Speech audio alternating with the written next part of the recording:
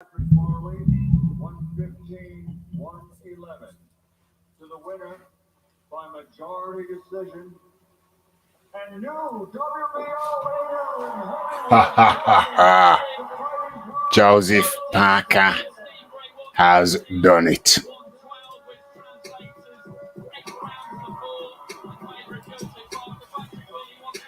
Joseph Parker has done it. Joseph Parker beats Zgang. I bang everything. As predicted by my good self. I can't remember what John Daly said. I can't remember who. Oh, actually, I think he favored Parker as well. OMG. I said Zgang early, but if Zgang don't get him out in 6, then Zgang will get banged. And Joseph Parker beats Zgang. I bang everything.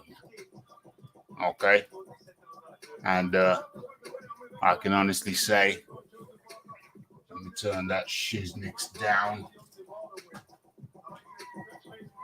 I can honestly say that, what is this? 2 knockdowns. Oh, Joseph Parker got knocked down 2 times. He's got a broken nose. Is he broken? I don't know. Maybe. It's a great win. I feel like we're on the up. Mr. Zgang is a tough man. And George did a hell of job with me. I'm very happy. Yeah. Go home and celebrate. We're gonna go home and celebrate.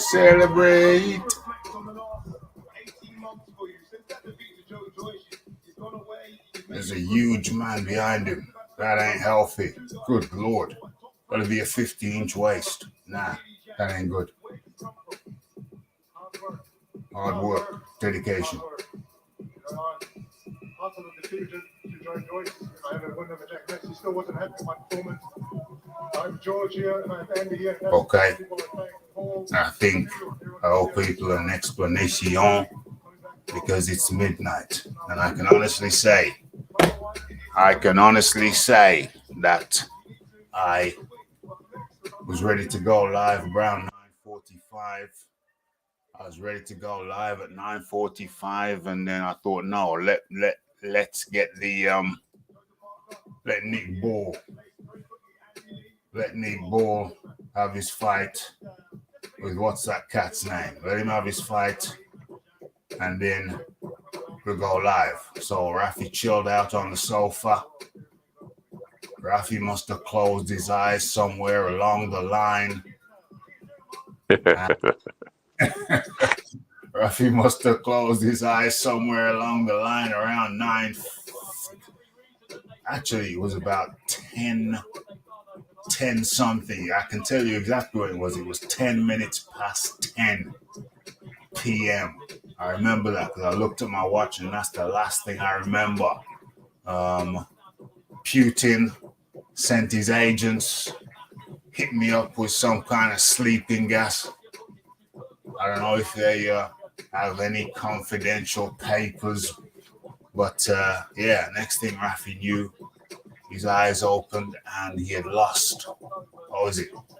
Lost a couple of hours. It was 5 minutes to the hour of midnight, which is approximately 8 minutes ago. And I looked at the TV, and I don't know if my subconscious was telling me it was on the TV, it was on the channel. I don't know if my subconscious was kicking in. And I opened my eyes, and it said Zgang v. Parker, round 12. OMG. So that means that the Rafi woke up just in time for the main event. OMG. Could have been a lot worse, John D. Lee. Could have been a lot worse. Certainly could. I had a sneaking suspicion that something like that had happened. Yeah. I was sleeping. Yeah, no, that's what I thought. I saw the extravaganza post. I checked into, say hello. And Rafi's not there. Rafi wasn't there. That's not Someone's right. got him. That's what I thought.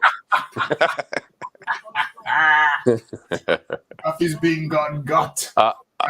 I was concerned, the larger lady. Oh, goodness gracious. Stormed Dawkins Towers. Stormed Dawkins Towers. Oh, my God. She just floated across the moat. She squashed him. Floated across the moat. Rolled across the drawbridge. We're sort of like dam busters. OMG. So I have to apologize to everybody, all the Raphael Dawkins Combat Radio supporters who had to go elsewhere for their entertainment because the Rafa was asleep. But like I said, could have been worse. I could have woke up after the main event. But I don't know. I mean, reality is reality, and the reality is that Rafi, after work these days, Rafi feels, Rafi just wants to come home and get on the sofa, have something to eat, and crash out. There's no more working from home a few days a week. It's no more little lie-ins and then wake up at 5 to 9 and on the computer working online. None of that. It's early mornings, getting up early mornings, getting prepared for everything, and then getting the workouts in during lunch time. So and I always make sure that I get my steps in. So I'm always making sure that I get my over 10,000. I'm averaging 15,000. I make sure I get my 15,000 steps in. People say when you're working, in the office type of setting, then it's unhealthy. But Rafi makes sure that is not the case. Packing good food, and just being active, having an active day. Let me write to the people. Sorry, I fell asleep. Talk to the people, John Daly, as we look forward. Well, I feel like there's been a bit of a lack of chaos. Oh, damn. I mean, there's been a couple of knockdowns. Right. But we haven't. Have we had a knockout yet? I don't know, mate. I watched the early heavyweight fight. Yeah. I watched Ball versus Vargas. How was that? It was controversial. It was a draw. It was a draw. Oh. What's controversial about that? There were 2 knockdowns for Ball. Oh, gosh. One of the knockdowns was controversial. Oh. There was a lot of complaining about the knockdown. Uh-oh.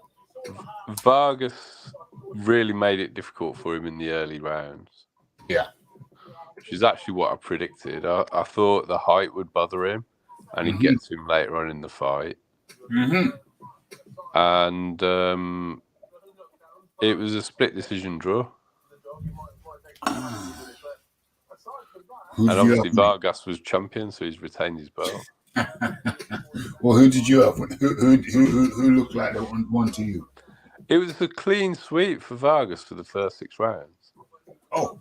And then Bull started to get to him and then knocked him down twice. Oh, bloody hell. Well, so it was a really, strange fight. Damn, that is strange. Yeah, well, I mean, have you seen the height differential? I did see the first. Bull's 5'2". Yeah. God knows what his reach is, but I mean, he doesn't even look like he's got proportionately long arms. He looks like, might touch the top of his pockets. Yeah, he look comical. With his fingertips, yeah. And then Vargas is like 5'10.5" with a 70-inch reach. It's great. Which is long armed for someone of that height. It is. And it caused him problems because Vargas was throwing shots to the body from distance. Damn. So the whole thing was just it was an interesting fight. Mm-hmm. It went from being boring to very exciting. Damn. But I can see the controversy as well. I can see why they're kind of. It's difficult to judge. Yeah. Who really won? Yes. And then the Parker Zhang fight, it was actually pretty boring. Oh God. I can imagine that being boring. I can imagine that. Well, if you remember when it was first announced, I did predict that Parker could pose some problems. Yes, you did. But I said Zhang early, Parker late. Yeah, and it was kind of nearly happened. Right. So when Zhang dropped him in the third, his nose was all busted up from the punch. Damn. He was really dropped heavily. Wow. Tyson Fury's such a tart, isn't he? Why does he walk around with his chest out? It just doesn't make any sense. Was he topless? He's not topless. He's got some floral shirt. Suit, sorry. A red waistcoat and no shirt, so you can see the top of his chest. It's just not... It wouldn't be a good look if he had the physique to walk around like that, but he doesn't. OMG. Well, how are you watching? Which are you watching this via DAZN or Sky? I'm on DAZN. I'm watching it on DAZN. I don't know. I'm watching it via Sky. I don't know. I'm not a big fan of the DAZN commentary team. I'm not a big fan of the Sky. I don't like Ade for starters.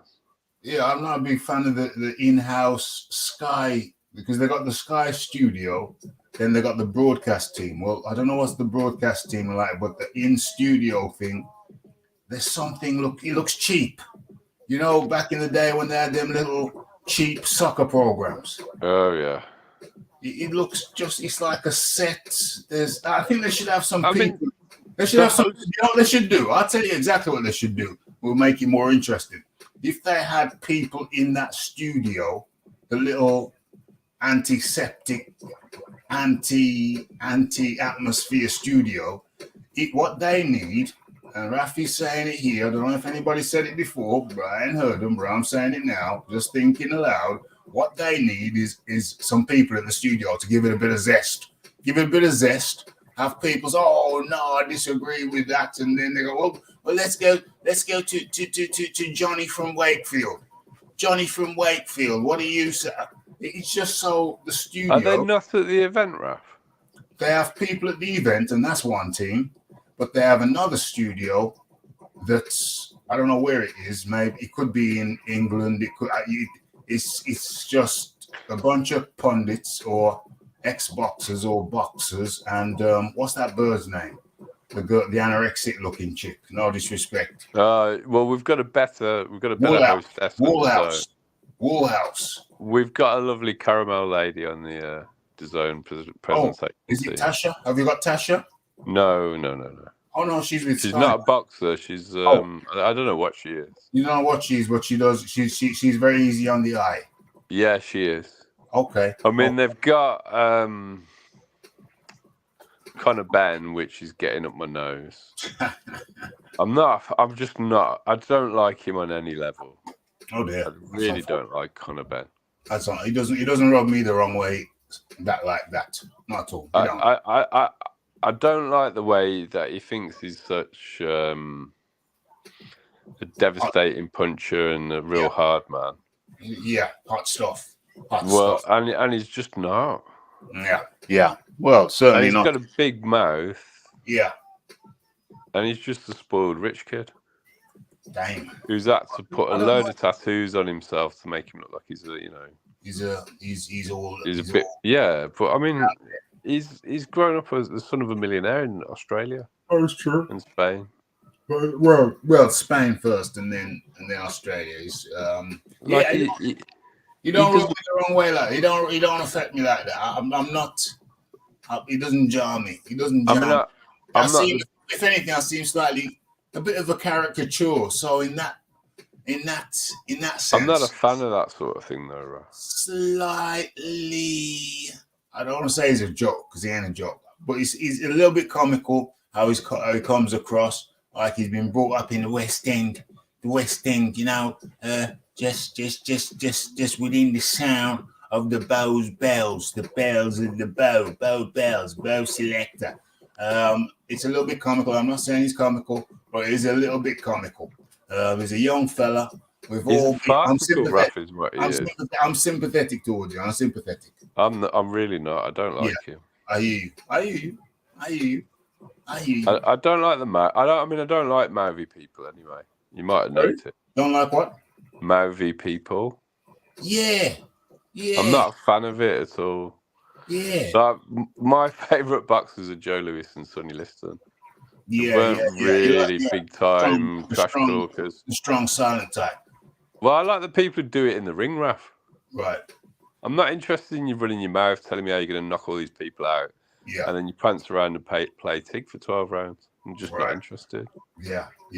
I hear that. My take on it is a young lad. I am sympathetic towards him. There are some comical aspects. Were you a big fan of his dad, though? I was a very big fan of his dad, yes. See, I was in the Eubank camp anyway. I didn't like... initially, I didn't like Eubank, but I always respected his ability. I always knew he was a killer. I actually liked Eubank. And out of the two of them, Eubank might have actually had the harder upbringing. Eubank had the harder upbringing. His potential, like Eubank... Is it a question of which one of them had the harder upbringing? Eubank was a little... well, they were both... I guess they both may have been naughty boys. They both may have been naughty boys, but I think Ben might have had a little bit more structure. He was in the British Army, wasn't he? So before that. I think he went there. Hold on. Go on. What I'm saying is that Ben came from a household that might have been a little bit more functional, a little bit less dysfunctional. Whereas that's Ben. Whereas Eubank came from a household that was these brothers. He had a bunch of brothers too, but these brothers, they may have been a little bit more on the wild side than Ben's brothers. They may have been a little bit more on the wild side than Ben's brothers. I mean, I know for a fact that Eubank was in children's homes, institutions for unruly kids from a relatively early age, you know, early teens. He was in children's homes. I don't know, maybe did he go in children's homes before he hit double digits? It was close. And we do know that his parents who sent him over to New York, or we're talking about Eubank, or did he go to New York with he went to live with either his mother or his father. It's one of those situations. And so, I mean, Ben's father just, hey boy, you better just go the army. Go the army. Better just go the army. So at least Ben got some structure. So I don't think it was a competition about which one of them had the harder upbringing. Eubank, little bit more unruly. So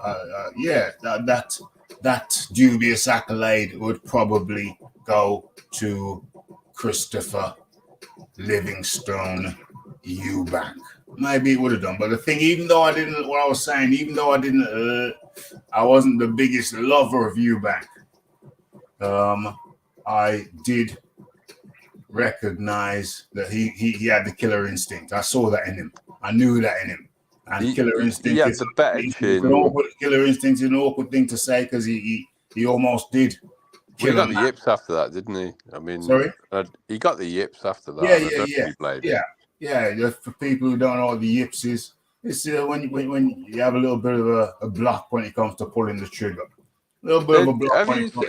Did you see the stat on the screen then, Raf? I don't know if you've just seen the tail of the tape. No.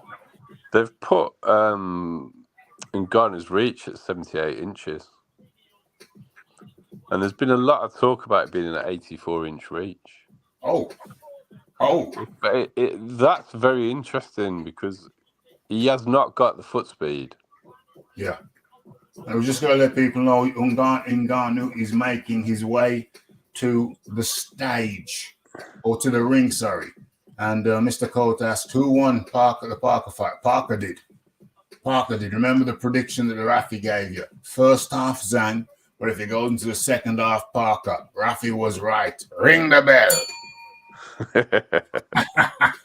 Well, you were right on both counts because he dropped him in the yeah. Big boys, where are you?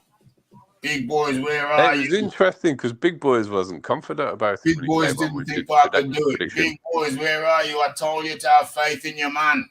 Come on, brother. I'm pretty certain I'm the one that brought it up that I thought the hand speed would trouble him. And that is what it was. It was hand and foot speed. You did. Because Zhang's punching is like silk. I mean, he's so smooth when he throws those power punches. So smooth with it. And you know, they don't travel very far either. No. But you can't get away with throwing a couple of punches around and taking rounds off where you don't really throw any at all. Well, yeah, I mean... And that's what he did. That's what he did in the fight, Raf. The writing was on the wall from the Hrgovic fight. Well, it's always been on the wall, to be honest. The writing was on the wall, especially in the Hrgovic fight, when he ran out of steam. Joey Forrester fight.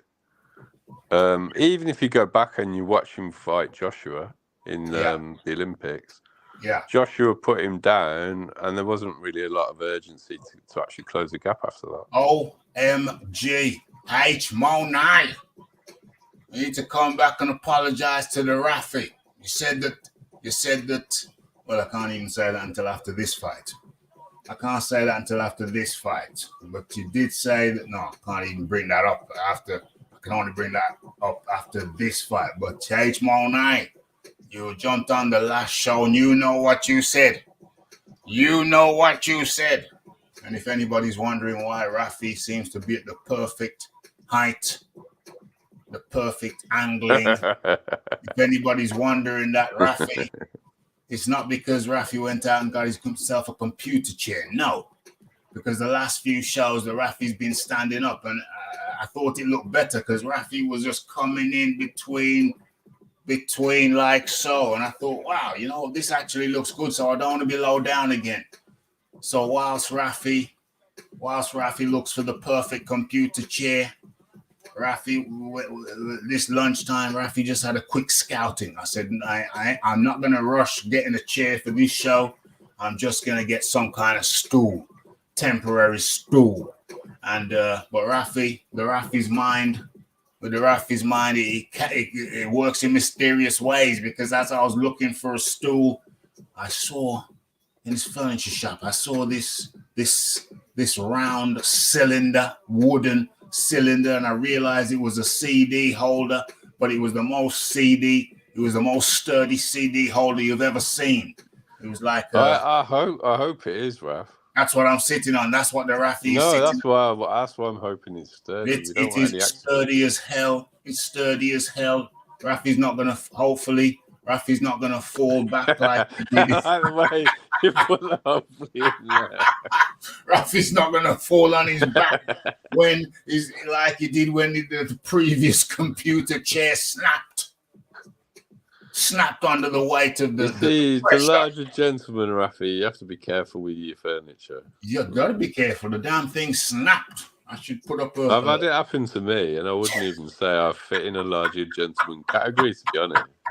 Well, did you fall? Did you fall flat on your back though on a live show?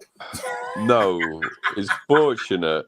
I was at work I was in my home office. Dang. Working from home. Oh, yeah. And I clean snapped the back of the computer chair, which was made of plastic. So when I bought the replacement, I ensured that the upright that supported the back was made of metal. Absolutely. Well, I snapped the metal stem under the chair. That's what snapped, not the back. The metal stem under the chair. Well, you know, and I understand why you take such focus on getting your steps in, Raph. I mean, I'd say I fit in the lighter category. I'm around 12 to 12 and a half stone. I'm not a heavy person. Yeah, that's a reasonable weight range. I think the Rafi is in the 15 stone range. I don't know. I mean, I have been 14 stone. I can carry it. Well, I've been 19 stone. Well, yeah, I'm sure you can. But it's not a good place to be, particularly. No, I wouldn't want to be 19 stone again. Well, but it's the metal part that snap. Let's be clear.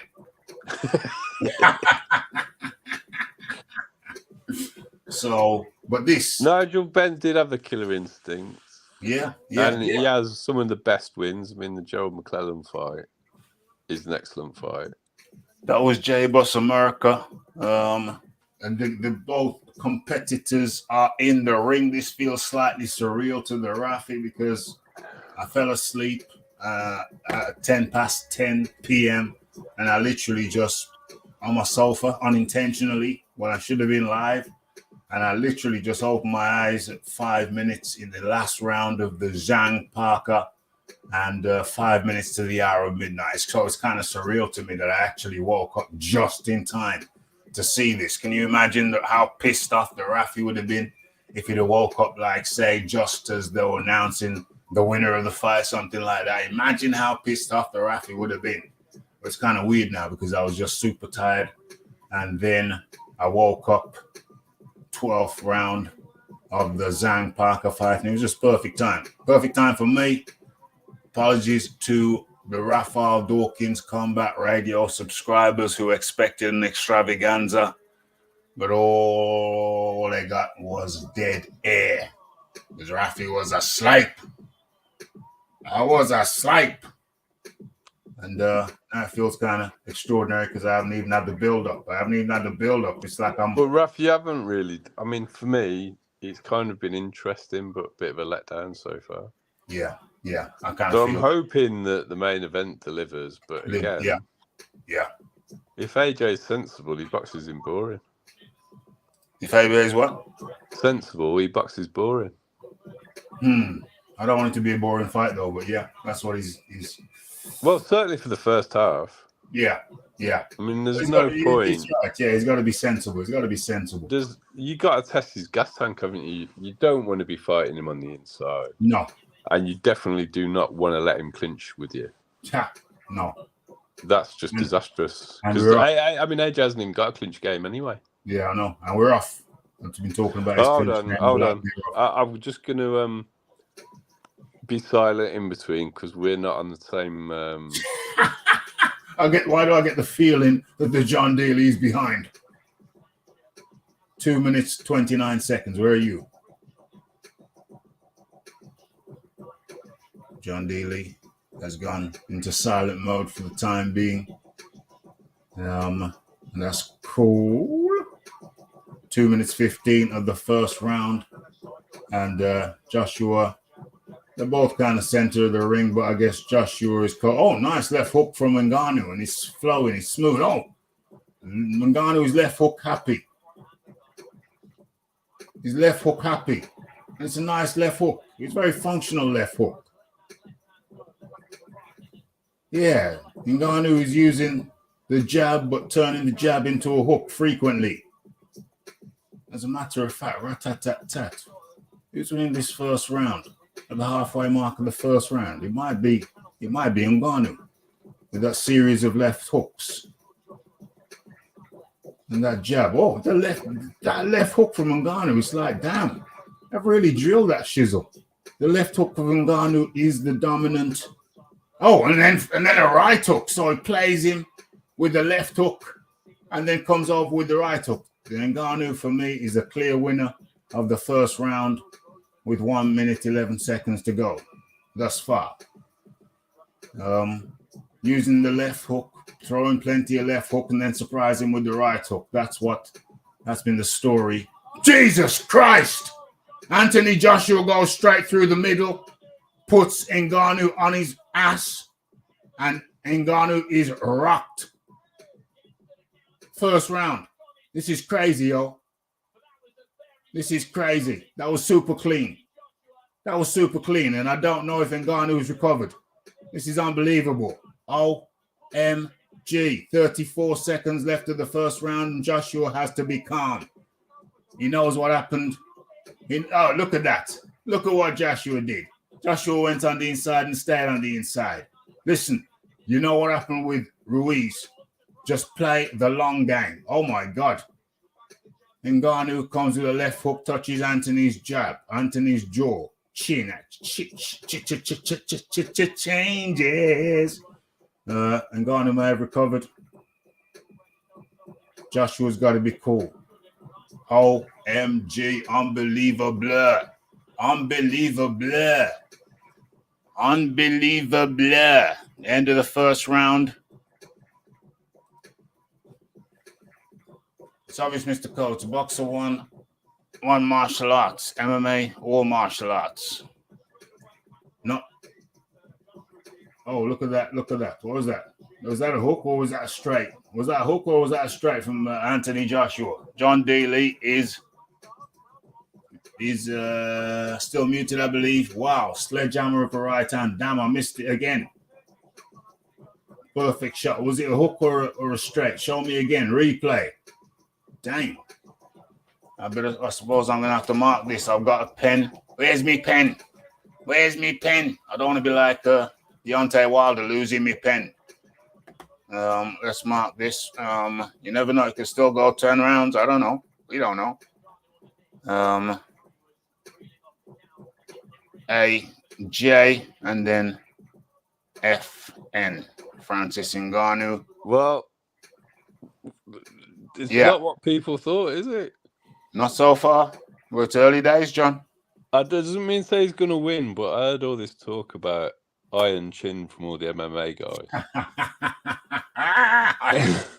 And that is not an iron chin. I'm sorry. It surprised me because he has shown a very sturdy chin. I've always been a big believer that the blows that are thrown in the MMA don't have the same amount of pressure because of greater surface area lands. Well, no, I think it's a lesser surface area. I think the greater surface area is in boxing. It's a bigger glove. There's lesser the glove might be bigger, but they don't land the two knuckles. Yeah. They're not clean. True. They're not clean. I think it's cleaner in the MMA gloves. I think you get cleaner blows from the MMA gloves. You would be. And 4 ounces. They're 4 ounces. Technical ability as a boxer, but they don't. That's an interesting point. Jesus Christ. Joshua came with a right hook there. It looked clean. Well, it wasn't clean. If it was clean, that could have been problems. So it's 1 round to 0 to Joshua, and it's halfway through the second round. Joshua drops Ngannou. What am I thinking? It's a 10-8 round. Why did I write 10-9? That's 10-8. That's round one. But anybody who's don't get too high, folks. Don't get too high because Ngannou is resilient. So don't get too high. And he's come back with a couple of jabs. Now Joshua, like John Daly says, you just got to be, John Daly says got to make it boring. I understand what he's saying. I'm saying Joshua's got to keep it on the outside and keep it technical. I think that's what he's saying too. That's what I'm saying. And that's what he's. Oh my God! My God! My God! My God! I don't know if Ngannou's going to get up from this. Levels, folks. Levels. Jesus Christ. Jesus Christ. Different. This is a different thing. Jesus Christ. Anthony Joshua has folded Francis Ngannou. Literally folded the fucker. OMG. My God. My God. Oh my God. When you see the knockout, he literally folded the guy in 2 rounds. Jesus Christ. Jesus.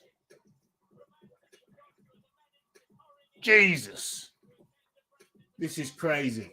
And now maybe people will start believing. Maybe H Money, maybe people will start believing what I believe, that Anthony Joshua would fold Tyson Fury like a wet dishcloth or dishcloth. Jesus Christ. Nobody saw it. Nobody. Did anybody predict that? Did anybody predict that? Oh my God. Did anybody predict that? Well, I didn't. I didn't.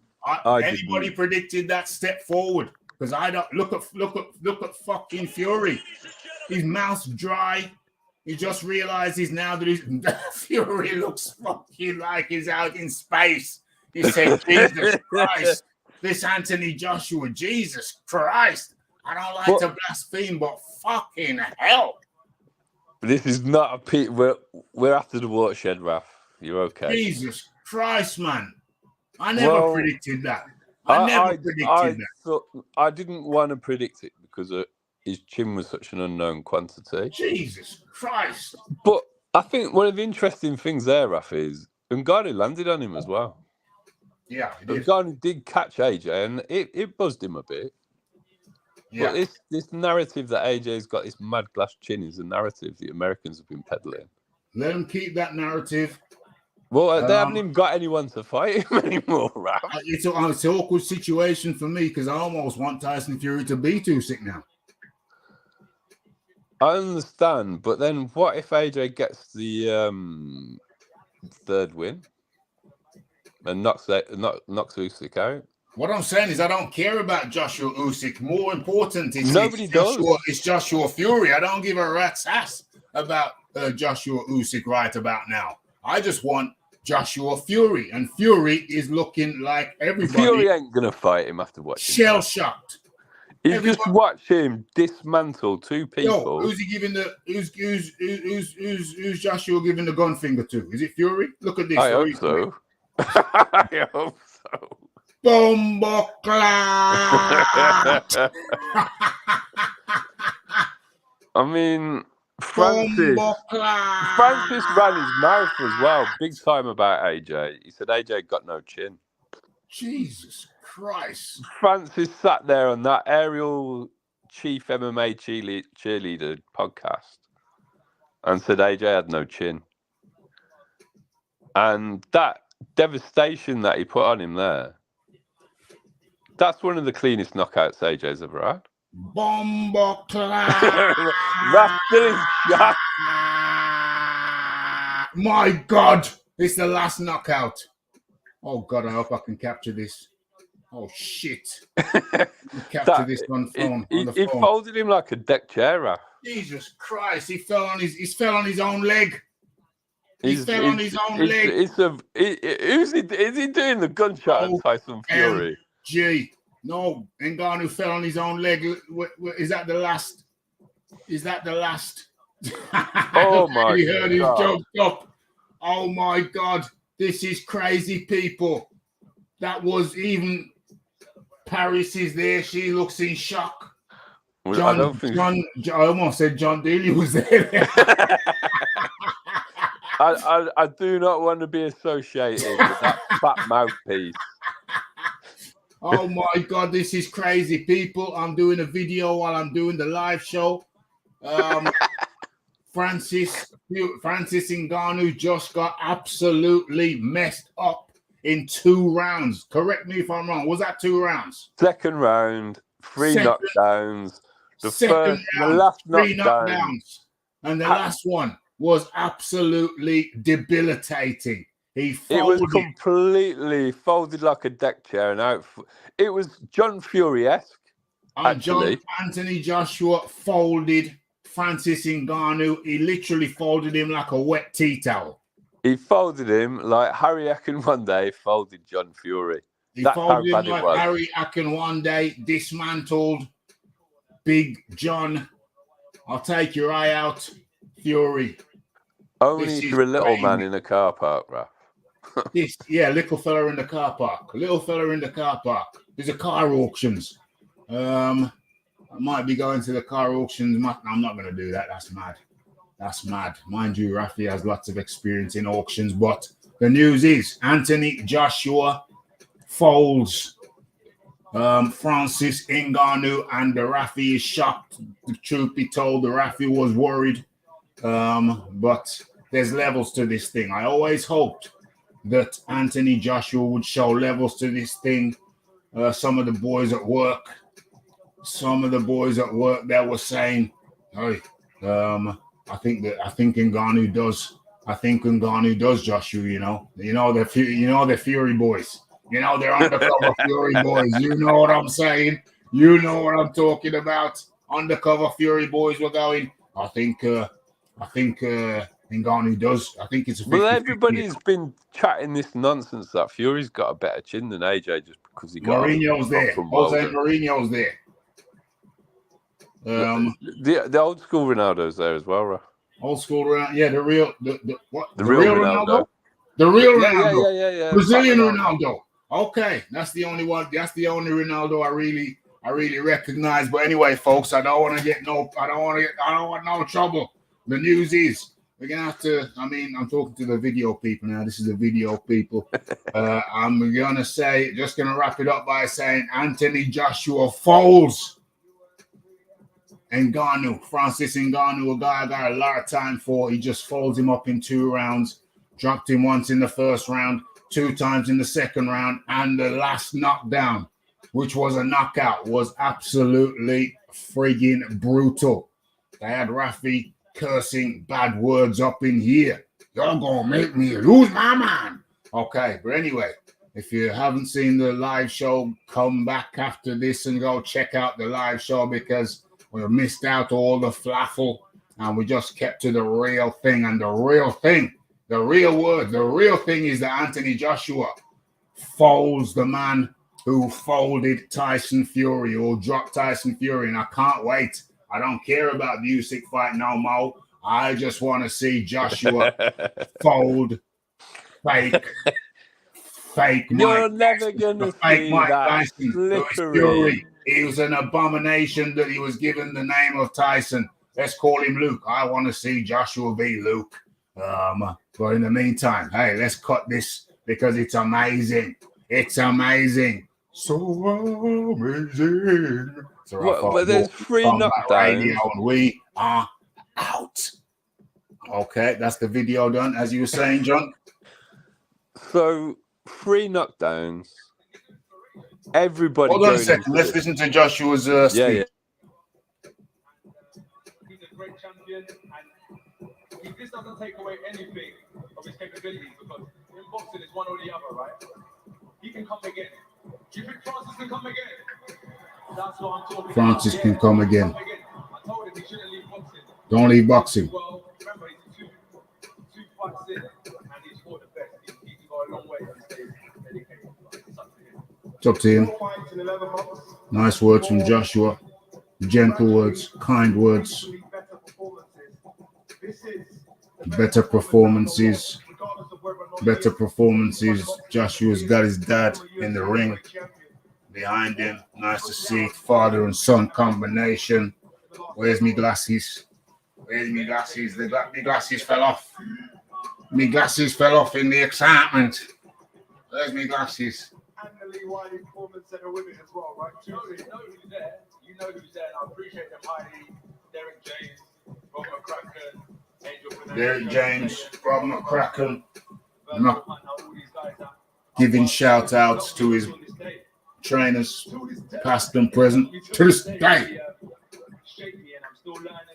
He said to this day, and he realized he was bigging up Wilder, so he just cut it out immediately. Two-time former unified heavyweight champion. Do you feel like you're almost coming into your peak now, though? I don't know.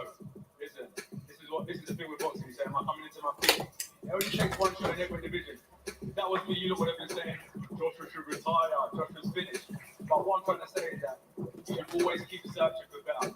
I've got to say, Joseph Parker is one of my favorite fighters. He had it tough, been relentless, kept on pushing, and look at him now. So for me, I don't know if I'm coming into my peak.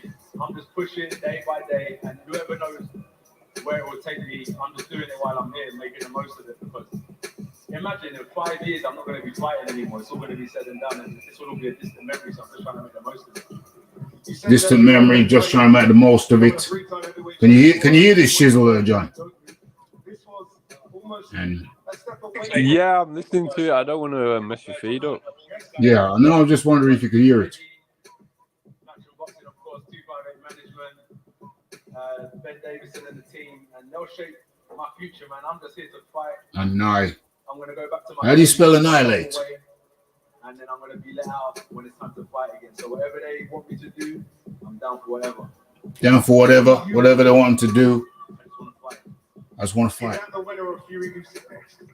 I just want to fight. Yes, it is. Annihilates. How does one spell annihilate? This is, I think, the best Anthony Joshua we've seen for a long time, maybe even ever. You know, I'm so proud of him because I'm so proud of him. I'm so proud of him. If he was to lose to Francis Ngannou, what would happen? He rolled the dice because his excellence. He said, if we win this fight, we will fight the winner of Fury against Usyk. Okay, there was a show here in October. It was called The Battle of the Baddest to decide the baddest man on the planet. Try to decide the baddest man in the planet. They should have done it tonight because you're looking at the baddest man on the planet right Looking at the baddest man on the planet. Number one heavyweight in the world. Unquestionably, on this form, there is no man in the world that can beat him in the heavyweight division. I told you he's going to come back. He's going to become the undisputed heavyweight world champion. There's a brilliant fighter down there called Tyson Fury. Please beat Alexander Usyk on May the 18th. Because I promise you this, you will get the biggest fight in the history of the sport when Anthony Joshua takes the undisputed world championship. Ben, Lee, the team, but most of all Anthony Joshua has always stayed in the gym, always worked, never taken a shortcut. Always worked, never taken a shortcut. He's an inspiration to young people, and I promise you, he ain't getting beat. He's the best heavyweight in the world. That was one of the most destructive knockouts I've ever seen. That was a crazy knockout. Crazy knockout. Forget about that. What I said would happen, happened. He went in there, he destroyed Francis Ngannou. This man is a savage, a beast, the best heavyweight in the world. Annihilates. Joshua and H-I-R. Is it going to be free time?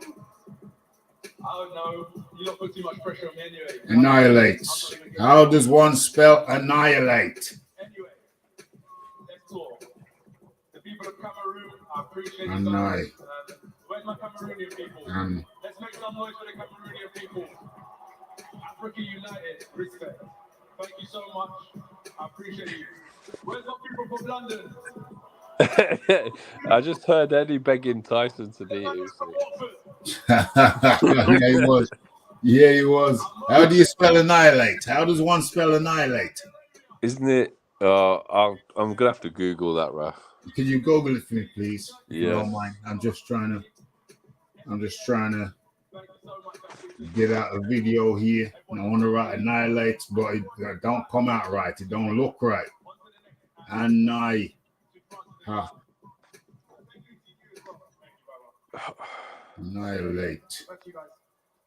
Right, it's A-double-N. Double N. Yes. Yeah. I-H. Yeah. Oh, I-L-A-T-E. T-E. Yeah, excellent. Joshua, and thank you for that. Joshua annihilates. Double N, folks. Double N. Joshua annihilates Ngannou. Nobody. I don't know anybody who's predicting that. Joshua annihilates Ngannou. Everybody was just taking the sensible course after what happened. But I also think nobody ever rates Joshua's power properly. Yeah, he's they got to rate it now. Jesus Christ. But it's the cleanness of it, which is kind of what I was trying to say. Brutal. About boxing punches over MMA punches. They don't throw clean punches. To me, when they throw punches, it looks like women are fighting. Yeah. Especially that ground and pound nonsense. I just can't watch that. Nonsense. Oh gosh. But do you understand what I mean? I mean, they're not. I'm a bit finicky about how people throw punches. Yeah. I don't like the way Fury throws his. He slaps. Well, one of the reasons I'm not a big Ali fan, because he was a slapper as well. Well, you slap, you grab around the back of the neck, you pull people into uppercuts. It's all part of the game. Many a tear. But if you go and watch Mr. Joseph Lewis in the game, if you watch Mr. Joseph Lewis, you'll see how to punch correctly. Well, he wasn't. Listen, Joe Lewis didn't make a quarter of the impact on the world that Ali did. I'm going to leave it at that. I'm going to leave it at that. I'm not going to say that's true. I'm not going to get into criticizing Joe Lewis. I'm not going to criticize that. Sorry. I'm not doing that. But what I'm saying is that Joe Louis never made a fraction of the impact on the world that Cassius Clay did, stroke Muhammad Ali. As a man, I can't fault Muhammad Ali. Yeah. Okay? I'm not going to criticize him as a human being. I'm saying I don't like the way he threw his punches, Raf. Totally I understand that you don't like the way he threw his punches. I understand but that. I'm not criticizing him as a human being. I understand that, but on the grand scheme of things, does it really matter that you don't like the way that Ali threw his punches? It doesn't take away from his legacy, Rafi. Sorry? Doesn't take away from his legacy. And I still have him in a very highly placed position of all time. Yeah. I could go off on I could reel off a list of things I don't like about Joe Louis. That's fine. I'm not going to do that, because at the end of the day, what does it matter? What does it matter? I'm not going to do it. He was a great fighter. There's things I liked about him, things I didn't like about him. But at the end of the day, he's up there. He's a great fighter. He did great things, and I'm cool with that. I don't actually need to try and belittle him in any way. I'm not trying to belittle. I don't need to do that. I don't need to do that. I'm not trying to belittle him, and really, I'm getting distracted from the main point. The main point is, I do not rate the way MMA strikers throw their punches. So how did Muhammad Ali come into that then? I said I'm finicky about how people throw the punches. And that's an extreme level of being picky, because he's one of the greatest boxers of all time. So I wasn't trying to denigrate Muhammad Ali. Are you sure about that? Yes, I am. Well, how did you find Muhammad Ali? How did Muhammad Ali get inserted into this debate if you weren't trying to diminish the man? I was highlighting how fussy I am. But you brought Muhammad Ali into it somehow, John. Come on. Rafi, I'm going to formally apologise. I apologise for casting dispersions on the name of Muhammad Ali. Well, you don't have to apologise for that. Well, I'm just saying it's a bit of a coincidence. I don't know what more I can it's do. a bit of a coincidence that you're looking for a negative, you're describing a negative, and who comes to mind? Muhammad Ali. John, it's a recurring theme, my friend. I'm not going to deny it, and I've made my apology. I don't know what else I can do.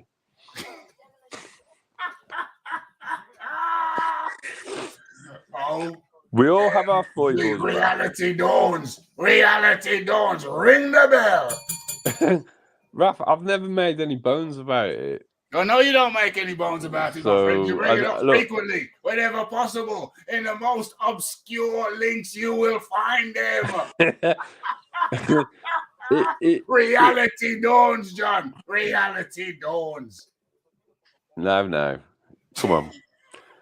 I don't sit here and try and convert people to my point of view. Listen, we know what it is. You love Joe and you look for every opportunity to disparage Muhammad Ali. We know what it is. It's cool. Let's just leave it there. Let's just leave it. Reality dawns. Ring the bell. Rafa just likes to have the last word. Look, I've even apologised. I don't know what more I can say. It's cool. It's Let's not leave cool. it alone. Rafa's still going Let's on leave about it alone till the next time. Let's leave it alone till the next time, John. When's the next show? Ring the bell. Okay, so we'll leave it alone then, shall we, Raf? I'm sure that takes two people. Let me start my stopwatch, John. Okay. Let me start my stopwatch, John.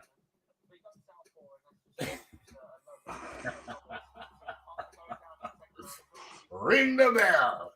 Okay. You're not leaving it alone. That's taunting, that is. It's the spirit of Ali coming to get you, John. The spirit of Ali, you have arisen. I think you don't understand the true reason why I have such umbrage anyway, but it doesn't matter. Say that again? It's not about Joe Louis that I have an issue. It's actually about Sonny, but it doesn't matter. Okay, the Phantom Punch. Okay, let's not do that. No, we're not going to do it. Let's not do that today. We're not going to do it anyway. There's no point. Let's not do that today. Let's not do that today. We don't ever need to do it, Raf. We've done it before. John. We shan't do it. We've done it before. People because the record book won't ever get changed, and he's got 2 wins, and that's fine. That's fine. We'll do it again, John. Don't worry. We'll do it again. I know you got an itch that wasn't fully scratched. We'll do it again, John. I know that's what you want. We'll do it again. We'll do it again one day. I just don't like people like underrating Sonny. That's all it is. Underrating what? Mr. Liston. That's anyway. Let's not do this, John. Let's not do this today, John. It's Anthony Joshua's time. What we really you gotta leave the bile for Ali out. Leave it out. Leave it out. Don't take an what do you call that? What do you call them things? The acid. I'm gonna have like a nice cup of tea, Raph. It'll settle me. Have a nice cup of chamomile tea. Have a nice cup of chamomile tea. I was going to say Earl Grey, but I've been told that don't taste too nice. Never tried it myself. Not really a tea man. I should have bet everything on this fight. Ain't no way, Francis. Why didn't you bet everything on the fight then? I mean, I was going to put a cheeky bet on Francis, to be honest with you. I thought Francis might cause a little bit of an upset. I was going to put a little bet on Ngannou. Not that I wanted him to win, but I just had a bad feeling. I had a sneaky feeling. Let's not say bad feeling, sneaky feeling. I had a sneaky feeling. I'd like to apologize for anybody from the RDCR crew, the Raphael Dawkins, and smack the like button. Ring the bell, smack the like button, and if you're not subscribed, you're a fool. If you are not subscribed to the Raphael Dawkins Combat Radio, you're a fool, and you don't know what you're missing. So hit the like button. That's step 1. Hold on, let me drop this thing down. Hit the like button. That's step 1. And hit the subscribe button. That's step 2. That's V. V for victory. V for victory. Up yours, Delors. Up yours, Delors. Another slogan from back in the day. It's quite funny. So where we at? Well, that was friggin' incredible. Let me try and get through some of these comments. As a matter of fact, don't be so shy to put something in the chat. You know, something that goes ding-a-ling-a-ling, something that jingles in your pockets. Don't be shy. You don't have to, but don't be shy. Let's get through some of these comments. Wilder got to do him dirty next. Who? Wilder ain't. Wilder ain't. When's the last time Wilder won a fight? And who he beat? Wilder ain't even in the conversation. How you mean? Who he beat? You're one-man bum of the year tour when it comes to boxing. Who are you talking about? Who are we talking about? I tell you what, this Annihilate. Much thanks. It's so I've just been listening to that Ariel and Fury squirm. They don't look very happy, Raf. I've just been enjoying him. Because, I mean, Ariel was running his mouth. He had Francis on his show saying Joshua got no chin. Yeah. And we've just seen, I mean, annihilation is a polite word in this instance. That's one of the most devastating knockouts I've ever seen in a boxing ring. That was a crazy knockout, man. Shitting hell. Have I even posted the video? I'm busy chatting. Well, it is a talk show, so I can be forgiven for that. But I have not posted the video. That is just one of, like, and everybody, I mean, I've long suspected that the talent pool in MMA isn't very deep. I don't think on one loss you can. I mean, this is. I mean, you got to show me a boxer going over to MMA doing well first. I mean, before you slander them like that. Well, the problem with that is there's never going to be the money for it, is there? Why are they going to take a pay cut to learn a different discipline? Yeah. But then when you factor that in, you have a lot of people from a mixed martial arts background go into boxing early, like quite early, so they've got enough time to become boxers. Dillian White is a good example of this. Yeah. And when you have more money available, you're going to attract a bigger talent pool. The bigger the talent pool, the deeper it's going to be. Yes. It's just a thing about maths. It isn't anything more than that. Maths, as in, if you offer more money, you'll attract more people. Yeah. So you create a deeper talent pool. Yeah. I thought you said mass, M-A-S-S. No. Yeah, no, I got you. Maths, so, people.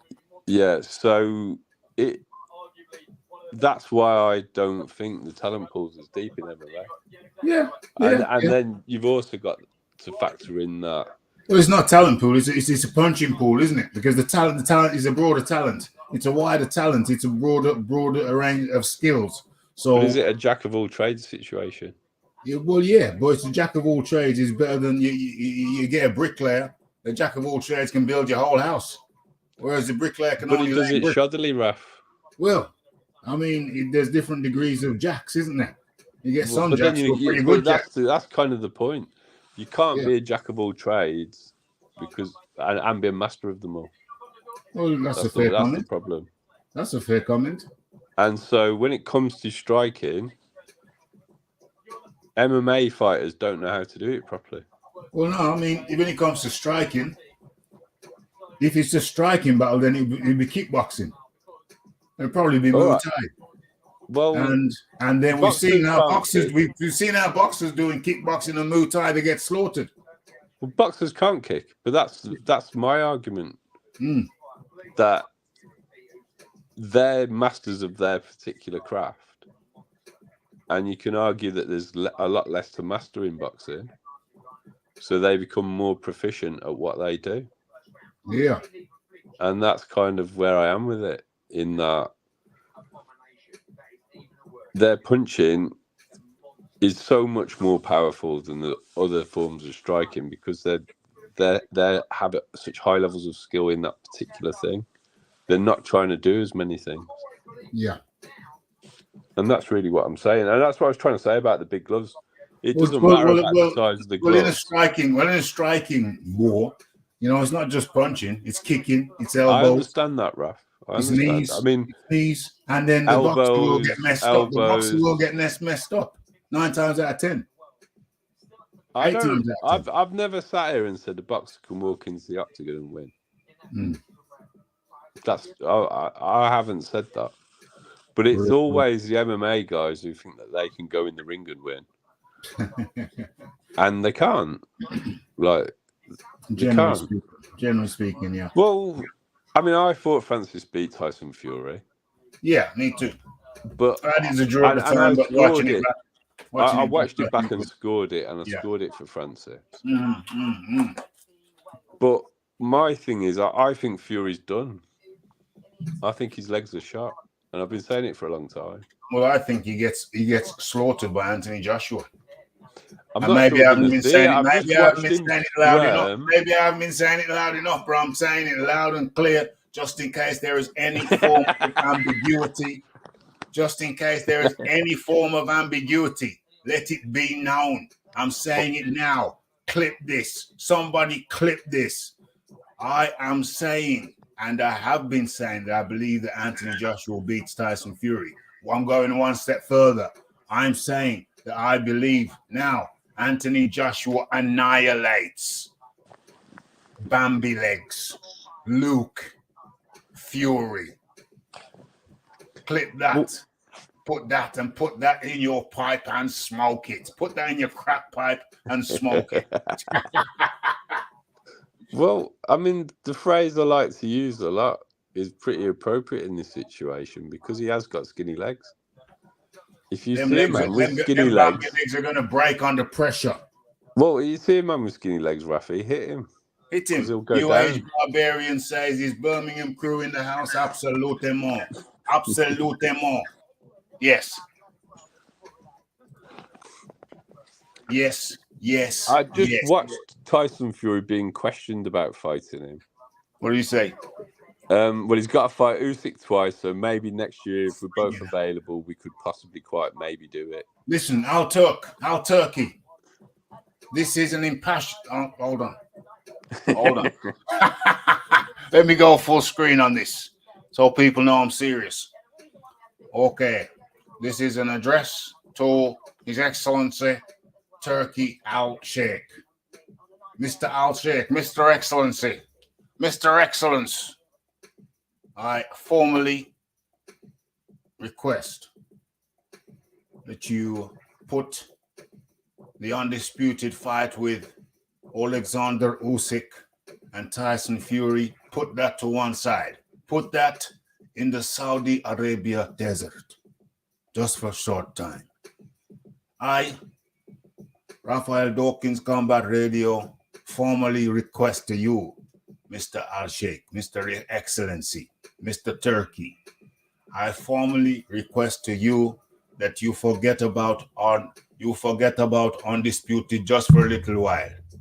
Just for a little while. First and foremost, we must see the big gypsy queen, aka Luke, aka Tyson Fury. We must see this fellow in the ring with Anthony Joshua. That is ultimately number one priority. Number one priority is Joshua versus the big dosser. Make it happen, His Excellency. Joshua versus the big dosser. Please, that is what we want. In this holy month, the most important thing, that is the most important thing now. Please let it happen, His Excellency. Yes, John Daly, come in. I don't really see how he's going to stop him retiring, though. Fury is not. Why is he going to fight Anthony Joshua in this type of form?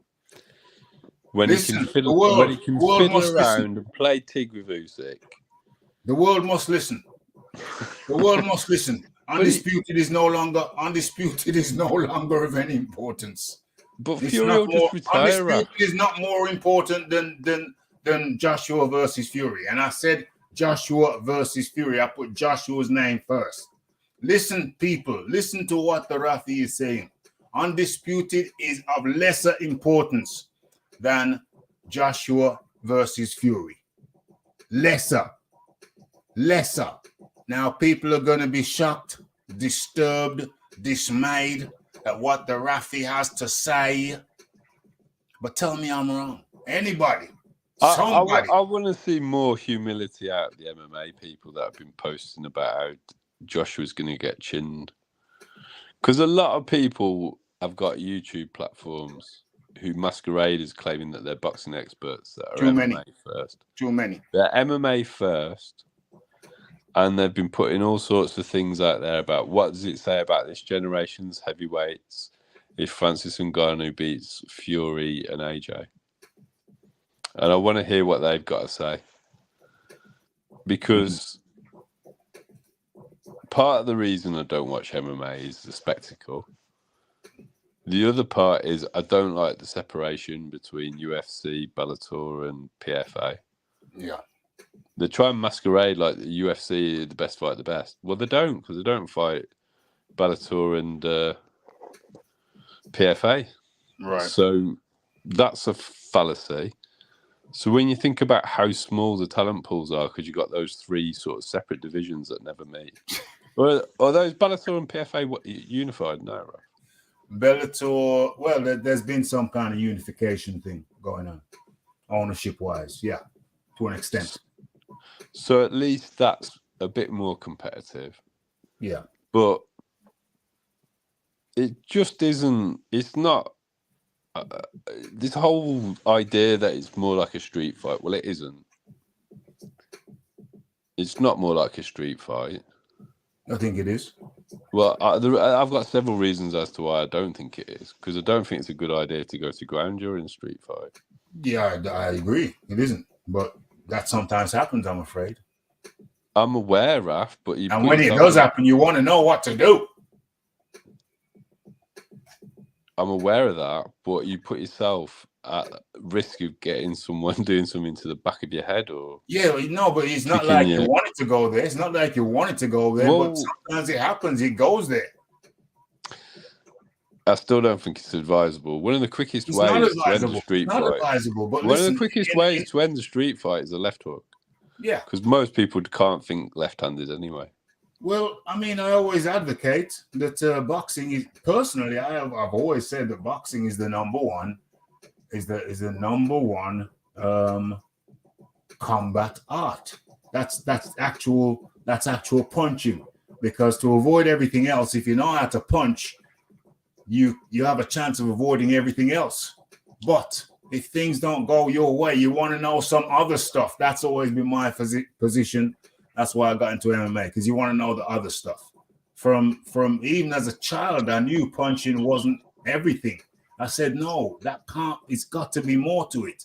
And then I came across wrestling. I said, yeah, the combination of wrestling and punching, that's got to be it. But to me, you got to, personally, I think it helps to know both.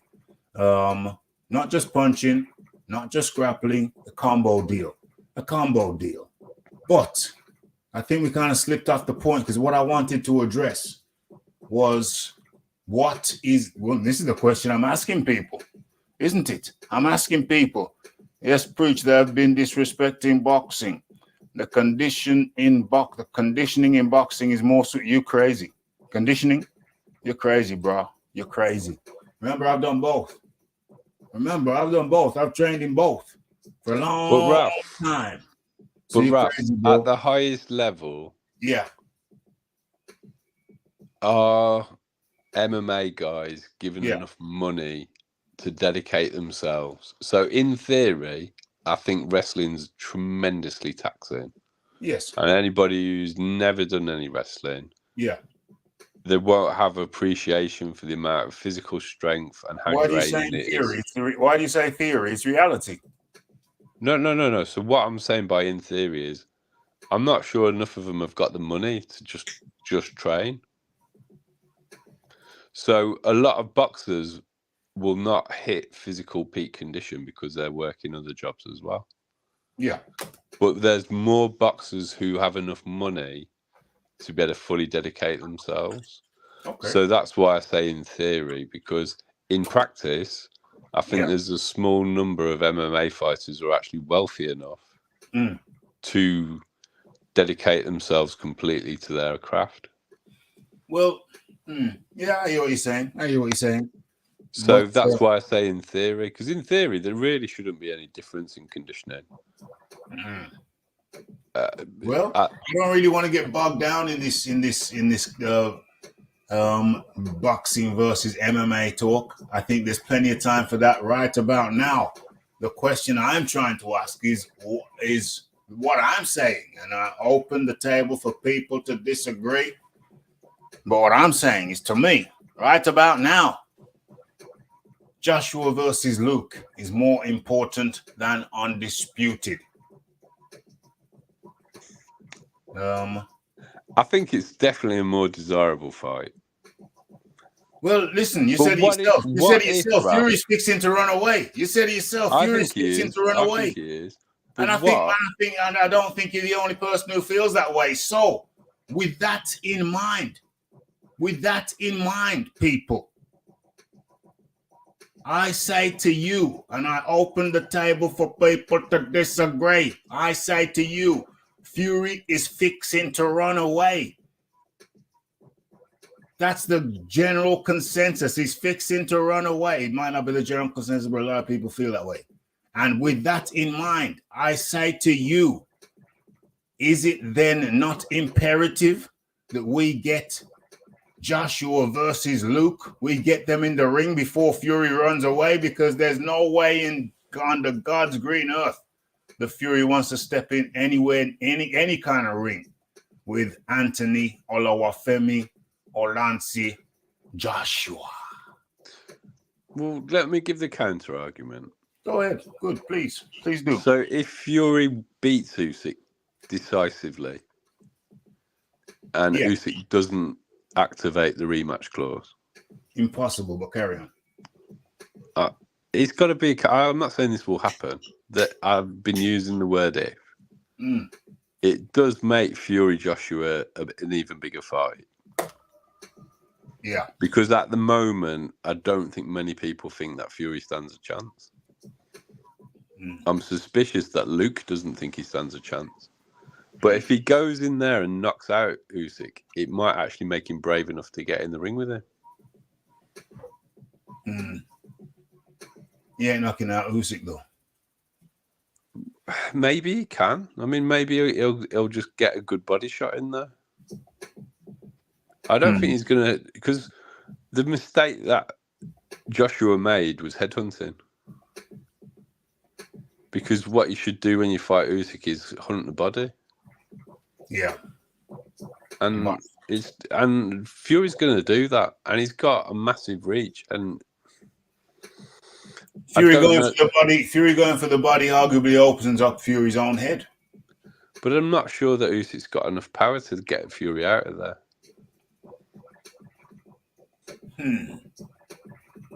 He might drop him, but I don't think he'll get him out. What happens if he drops him 2 times in a round?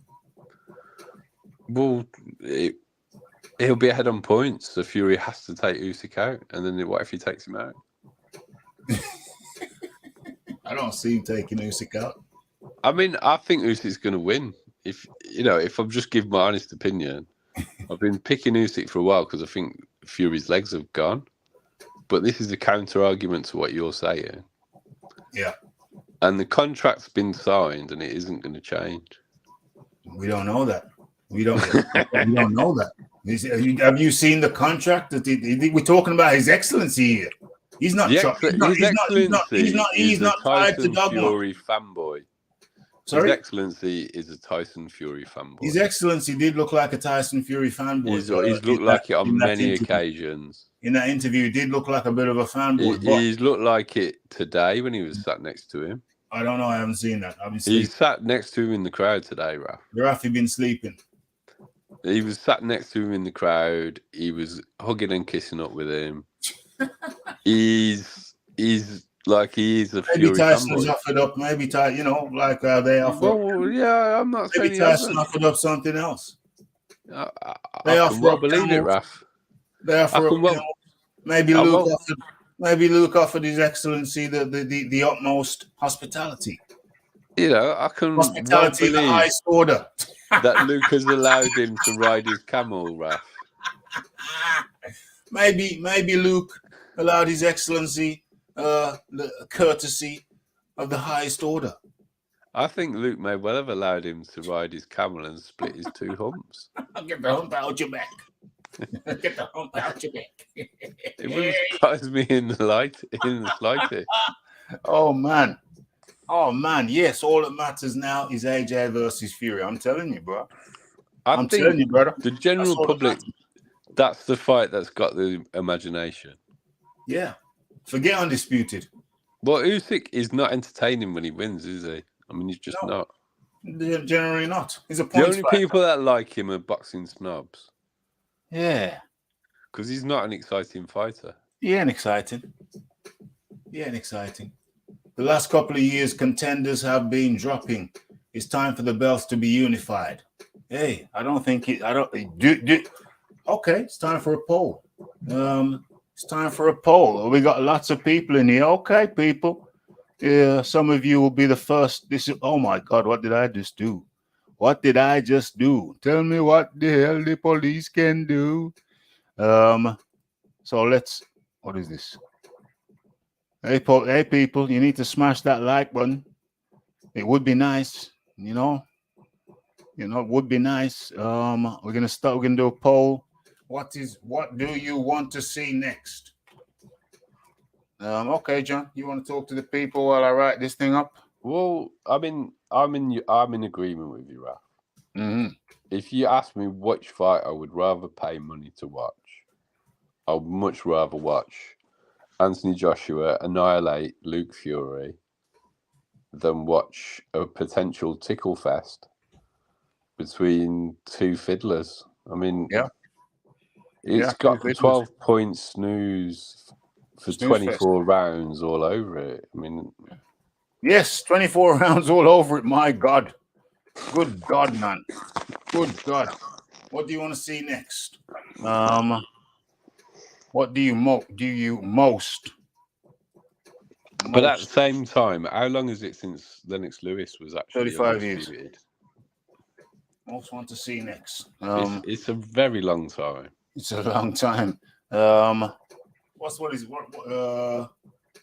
Fury versus Usyk, or Usyk v Fury? Usyk v Fury. That's option one. Do you know what I think we're going to get anyway? What's that? Parker AJ rematch. What? So May the 18th, there's going to be a fight in Saudi, isn't there?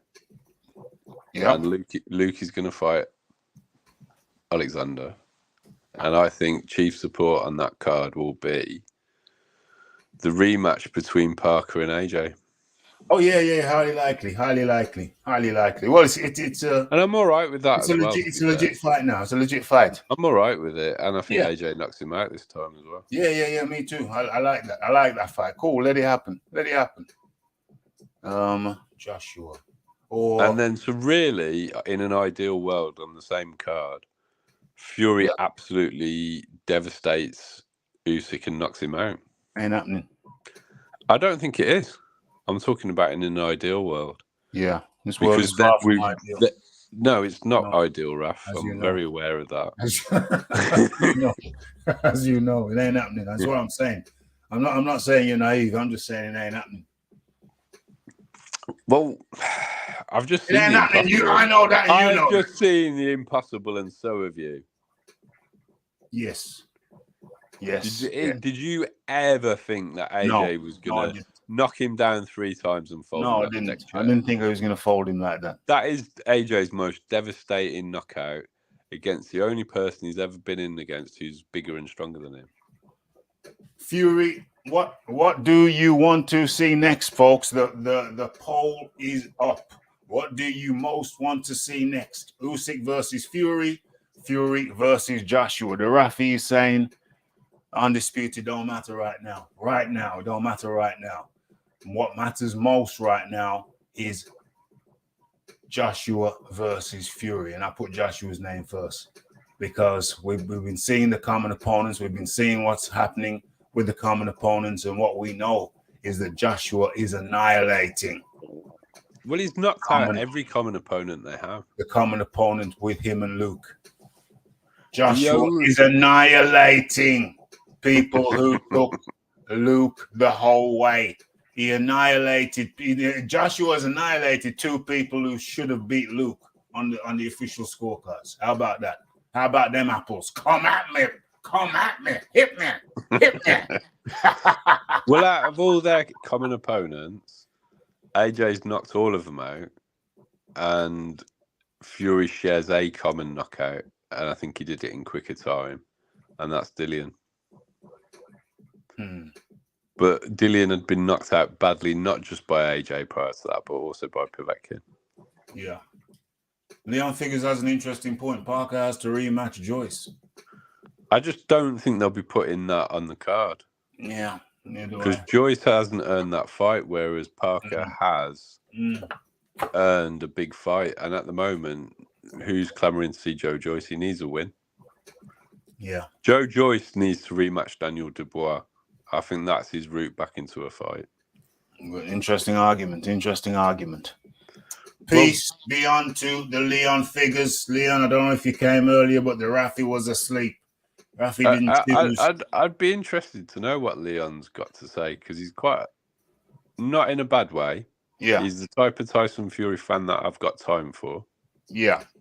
Because, you know, at least it's based on logic and not fanboyism. For real. But he's a sensible Fury fan, so I'd be interested where his opinions are at the moment. Yeah. Yeah. I was going to try and pin the previous. Let me just pin this here. Invite. Boom. Where's the fight doctor? Oh my God. Where the fight doctor? He must have put himself in a risotto. Well, I don't know, because I mean I can imagine that he's pleased that the boxer has won. Yeah, maybe.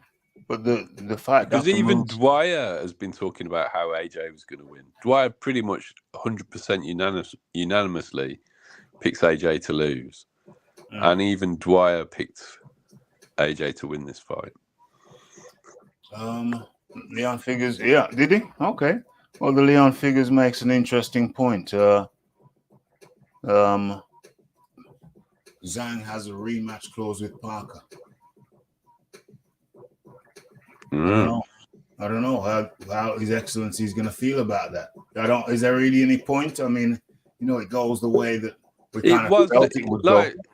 I mean, Zhang could get him out of there next time. Well, that's interesting. But we've got with us is the Leon Figures. The Leon Figures. How do you do? Very good, Mr. Dawkins. How are you, John? You good? Yeah, I'm good, Leon. I hope you're well. Sounding nice and clear, Leon. There, sounding nice and clear. Very, very, very well. Very well. That has just set the heavyweight division on fire. On fire again. And did you watch? It was the most funniest thing. After the knockout, Eddie Hearn runs past Frank Warren, Paris Fury, and they're all as still as a door, as a nail. And then Fury does the Oscars clap when you want to win, but somebody else wins. The camera comes and you have to do a fake clap, like, "Oh yeah, well done." It was so fake. We saw it. What I saw was Fury looked like he had seen a ghost, the ghost of 7 million homeless people looking for their money. Tyson Fury looked like he'd seen an apparition of 7 million homeless people looking for that housing money he said he was going to give them. The only way Fury can redeem himself now is by knocking Usyk out, so he can beat somebody who beat Joshua. Common opponent. And Joshua has beaten somebody who put Fury down. That's the only way now. And Joshua's beat two people. Joshua's beat two people who beat Fury. Or should have beat Fury. I mean, Leon's words were put him down, not who should have beat him. Yeah, he beat him. He put him down, I mean. And he didn't just hold beat on, him, let Leon get his shots off. Let Leon get his shots off. He's just come. Come on, get his shots off. And Fury has to now. He has to take Undisputed. Otherwise, he's just going to look like a complete mug. He can't mental health his way out. He can't retire his way out. Not leaving Joshua like that. Because if he doesn't face Undisputed, the questions are going to arise again. Is who is the number one heavyweight? What's the most important, Karen? Sorry. Yeah, so I think Joshua has checked Fury into forcing him into taking undisputed. And he has to dominate. You have to knock Usyk out. If he points his way to it, it's not enough. He has to knock him out. Okay, so you just and then they have to fight each other. They have to. Okay, so you just come.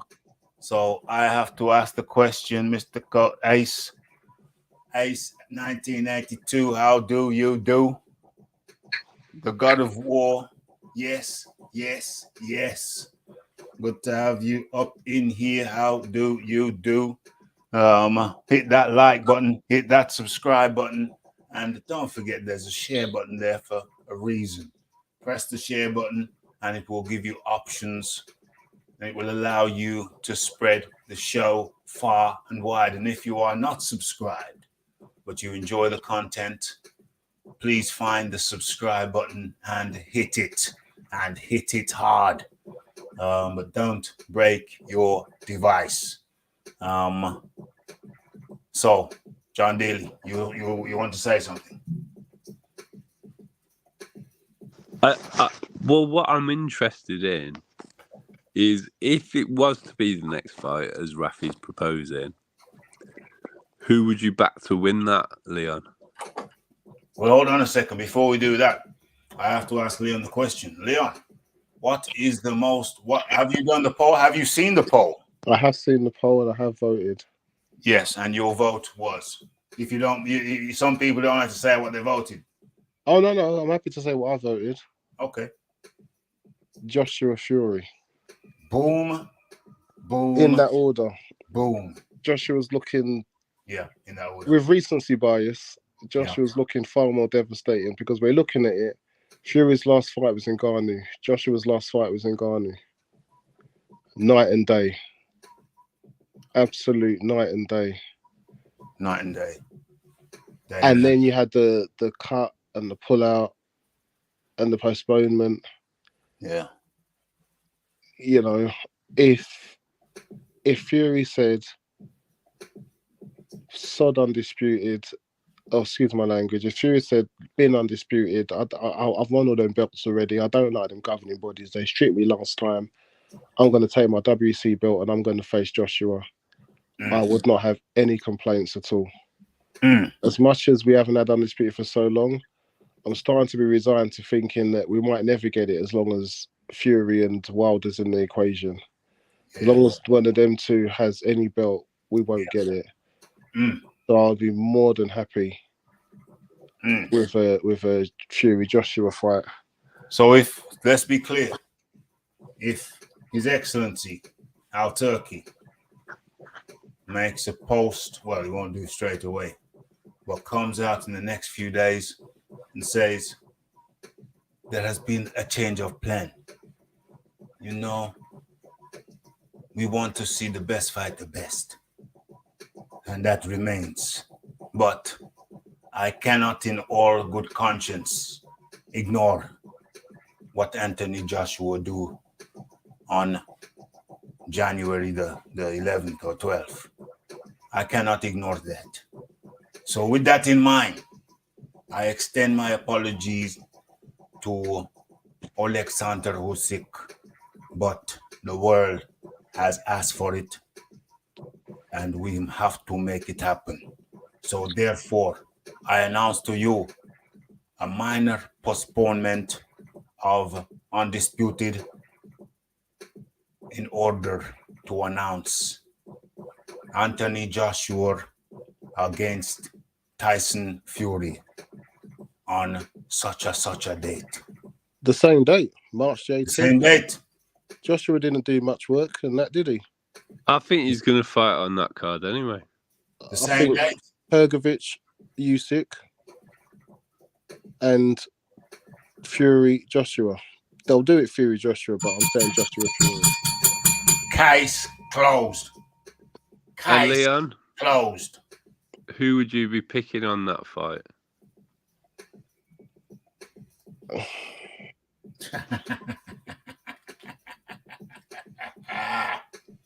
Hold on a second. Let the people see Rafi's evil laugh.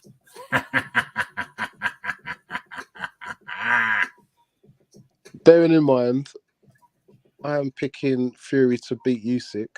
Uh-oh. Bambi legs. That's what I'm going to say. I'm just going to say Bambi legs. Don't forget about the Bambi legs in the equation.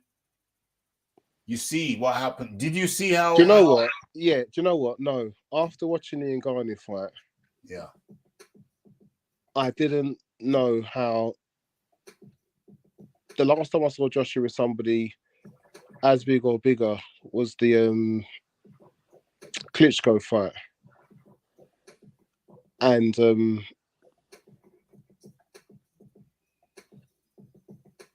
yeah, I say Joshua by knockout.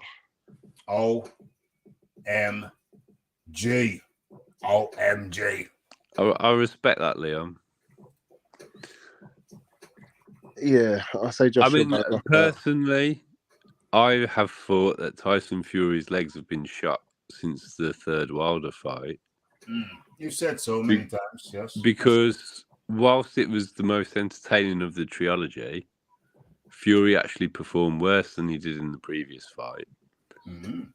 Since then, and he was gassed and he didn't move well.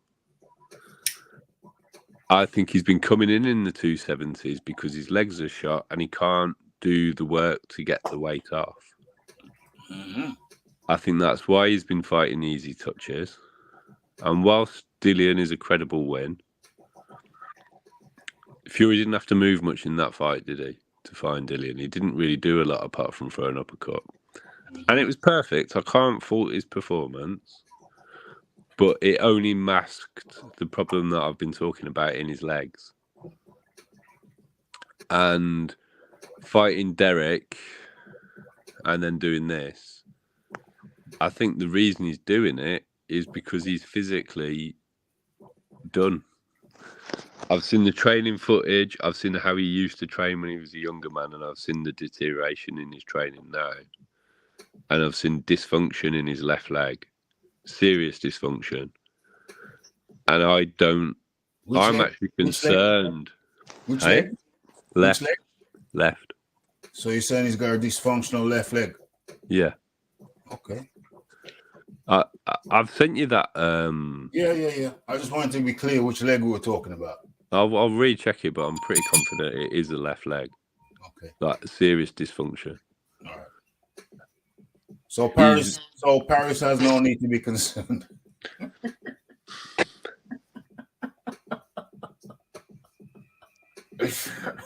Ring the bell. Well, I don't think Fury has that problem. He goes on too much about AJ's bloody middle leg to be worried about. Goes on about his Corey. Yeah, so somebody who's packing themselves, they don't worry about other people. Get what I mean? Oh dear. It doesn't concern them. You know what I mean? He's way too concerned about it. We're too concerned about the next man's leg. I mean, are you taking shots at me, Raph? No, I'm not, but I can see how you could misinterpret that. What I'm saying is, if Joshua landed, and it will be a 12-round fight. Taking shots. I want you to expand on that for the people, but sorry. It's all right, Raph. If you're saying you're not, I'm quite happy to take that. I'm not, but I understand how the Rafi is the king of the Dublin Tundra, so I can understand how you'd come to that conclusion. But in this particular instance, no, it's accidental and incidental, but it is funny nonetheless. Ring the bell.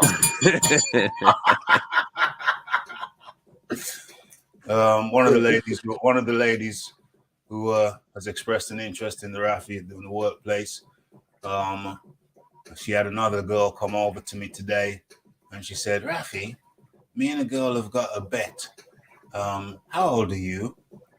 And I said, that is the oldest trick in the book. I know. Like she thought. But Rafi likes to represent these lies that girls say to him to try and get an invite to Dawkins Towers, as if they believe it. Like he's sat here on this show saying that a girl has accused him of being 16 years old. Yeah, and I got the proof. I got the video. I believe that she said it, but I don't believe she thought it, Raf. That's the difference. You don't believe the girl who said she thought I was 16? You don't believe she really thought I was 16? No, I just think she wanted an invite to Dawkins Towers. I believe she was. I think she was hankering after, the two are not mutually exclusive. The two are not mutually exclusive. So she could have wanted the invite, which I know she did. She practically snuck herself in your suitcase to get home. Sorry? She practically snuck herself in your suitcase to get in. She jumped in my rucksack, brother. Yeah, she jumped in my rucksack. Saying something like that. We're talking about a 6'2", 16-year-old. Let's get it straight. But like, you know, I believe that the reason that she was playing fast and loose with the truth, is because she had an ulterior motive of taking advantage of Dawkins' hospitality. Well, the thing is this: she didn't have to. The age thing, it wasn't. There's a difference here. The difference is, let me explain what I believe the difference is. The difference is the 16-year-old wanted me to be 16, in my view. She just did. Now, this girl, she's inquiring because she don't know what to do, because what happened was she thought, like a lot of girls do, she thought she should play hard to get. After, in the initial conversation, it became clear that she wanted to jump in the rucksack, even though she got some man. I know she got a man, not because we discussed it, but because of my intelligence sources. My sources had revealed to me that she got a man. I said, how do you know? And he said, it's because she brought him up in conversation. So she got a man. She don't know that the Rafi know she got a man. So in my view, she was looking for things to disqualify the Rafi. I believe she's looking for something to disqualify the Rafi because, and I'll tell you why, because she played hard to get immediately after the conversation where she basically let it be known, she let the cat out the bag that she was into the Rafi. Now she played hard to get and she saw that it didn't have an effect on the Rafi. Rafi just carried on about his day like it didn't matter. Now she's upset and she's looking for something to disqualify the Rafi because the Rafi sees the game. Rafi played her at her own game. So it looks like the Rafi's not interested in her, but the Rafi knows that she's still interested in it. And then, so what I did was, because now her ego is hurt, what I did was I used the opportunity that she sent over this gal to talk about the Rafi's age. And I used that. And I said to the girl, I said, listen, I can't reveal my age because it's kind of irrelevant to me. But just tell, I said to her, the first thing I said to her, well, she said to me, yeah, I've got a bet with somebody. So I said, well, is that person blonde? And she just laughed and said, yeah. She just laughed and said, yeah. So now when she goes back to her friend and she tells her that Rafi said, is that friend blonde? The girl is going to know that Rafi knows she's still interested in the Rafi. Now she's looking for some disqualifying factor. But I said to her, I was very calculated about it. I said to her, is she blonde? She laughed and said, yeah. And I said, well, tell your friend that she can still get the magic wand. Damn. I actually think that she doesn't have a boyfriend.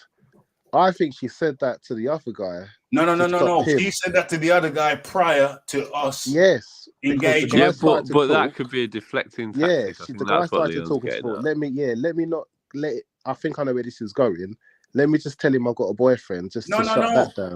No, when she told the guy that she's got a boyfriend, me and that guy, we were working in different offices. We were not in any way connected. It's not relevant nothing to you, do with you, Raf. It's to do with him. Say it again. Let me understand what you're saying. Say it again.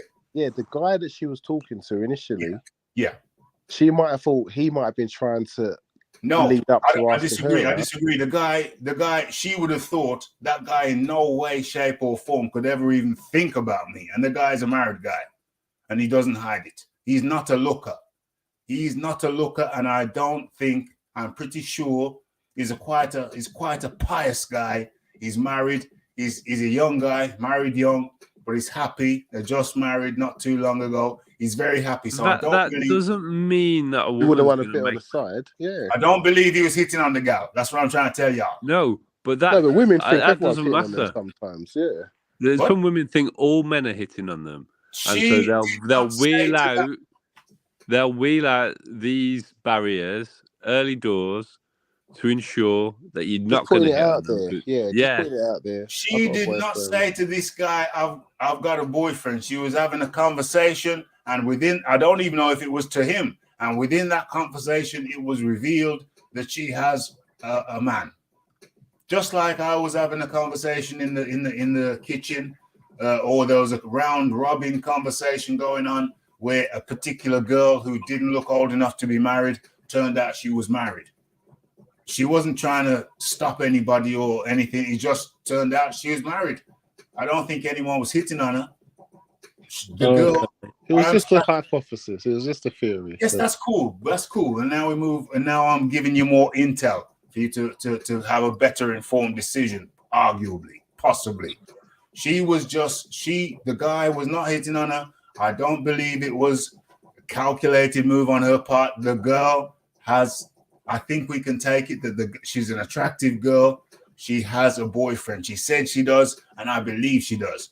She sent but she was worried because she played the I'm not interested. You got to work to get me. No, I don't have to work to get you. No, I don't. I do not have to work to get you because I don't fall into that mind trick. The woman could want the man more than the man wants the woman. They don't seem to understand that. And that's the case right here. Yeah, I would love a piece of that cake. Yes, but there's plenty cake out there. There's no shortage of cake. There is no shortage of cake. I could play a video right now. Should I? We live in a world where there's a cake surplus, Raf. Should I play a video involving the Rafi? Rude not to. Excuse me? It'd be rude not to. Yeah. Real talk. Okay, let's get into it. Let me bring that up. Just Rafi going about his business. Okay, let me tell you what it is then. Rafi was going about his business. I think I'd finished work, or was it lunchtime? I think I'd finished work. Where are these shorts? Oh, turn around. There it is. Well, let's actually play that though for the people.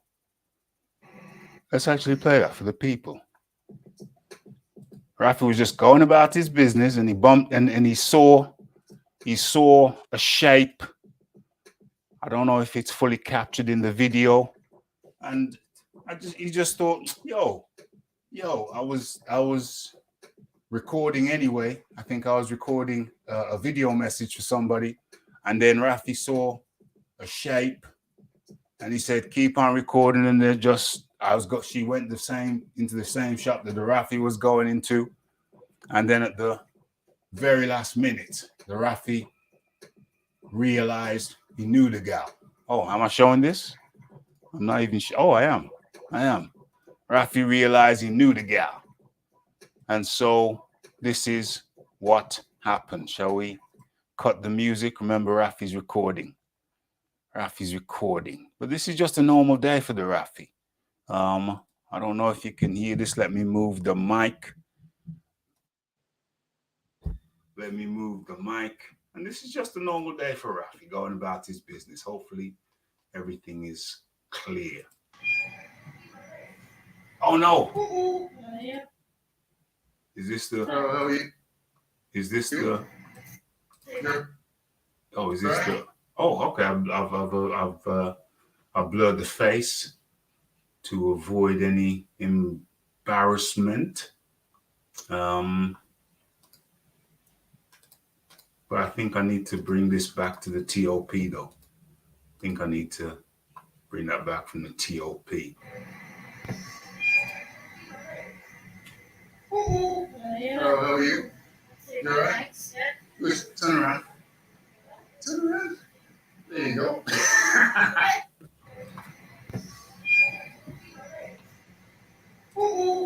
How are you? You all right?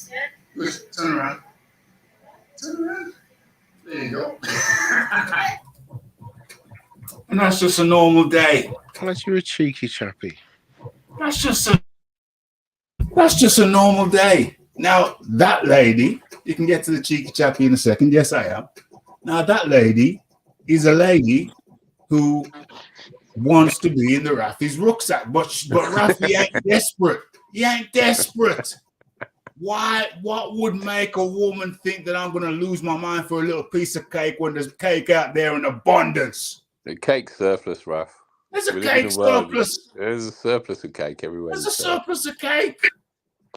Yes, Rafi. I mean, if there ain't a piece of cake in Rafi's plate, don't think that it ain't because there's no offers. There's offers coming in. There's offers coming in. I'm fielding offers. What are you talking about, Leon Figures?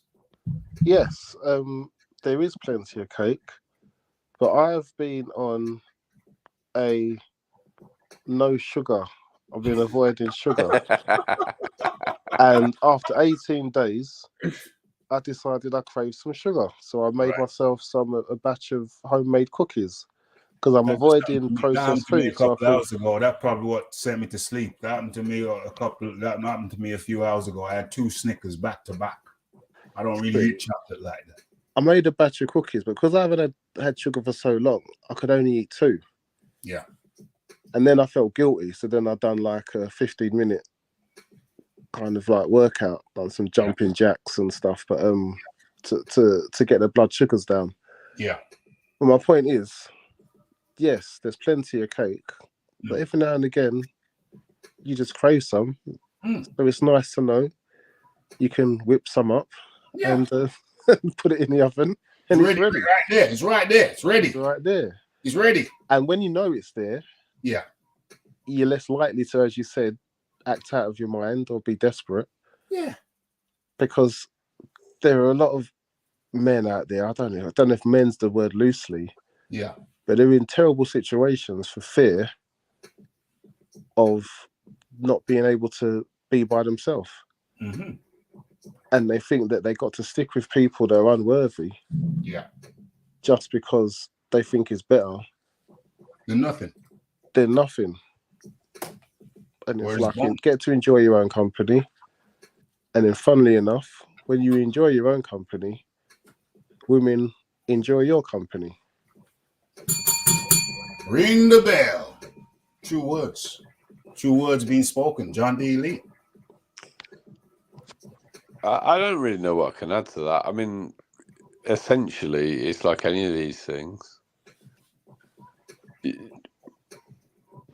I work in sales.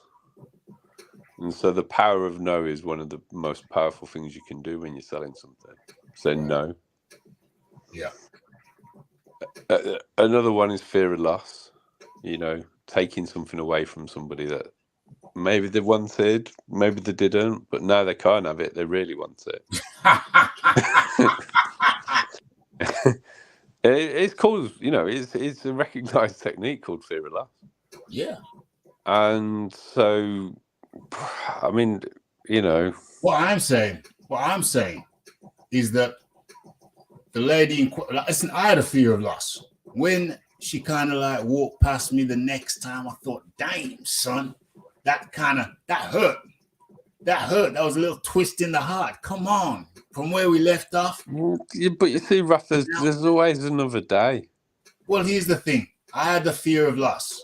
I experienced the fear of loss. Said, damn, it's such tragedy for me to see the dream is over. But the dream wasn't over because I stopped. Rafi's logical and pragmatic. Rafi stopped and I thought, no, she's just playing hard to get now because she was so easy first time around. I ain't even going to say the words that I said to her. It was double entendre. But I used some very clever double entendre to get her in a situation where her legs were pretty much damn near up in the air.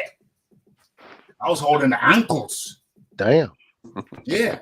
In the first conversation, I was holding the ankles just via double entendre. Damn. Like a couple of double entendres. And then next thing I know, I was holding the ankles and she was on the work surface. I thought I was bad.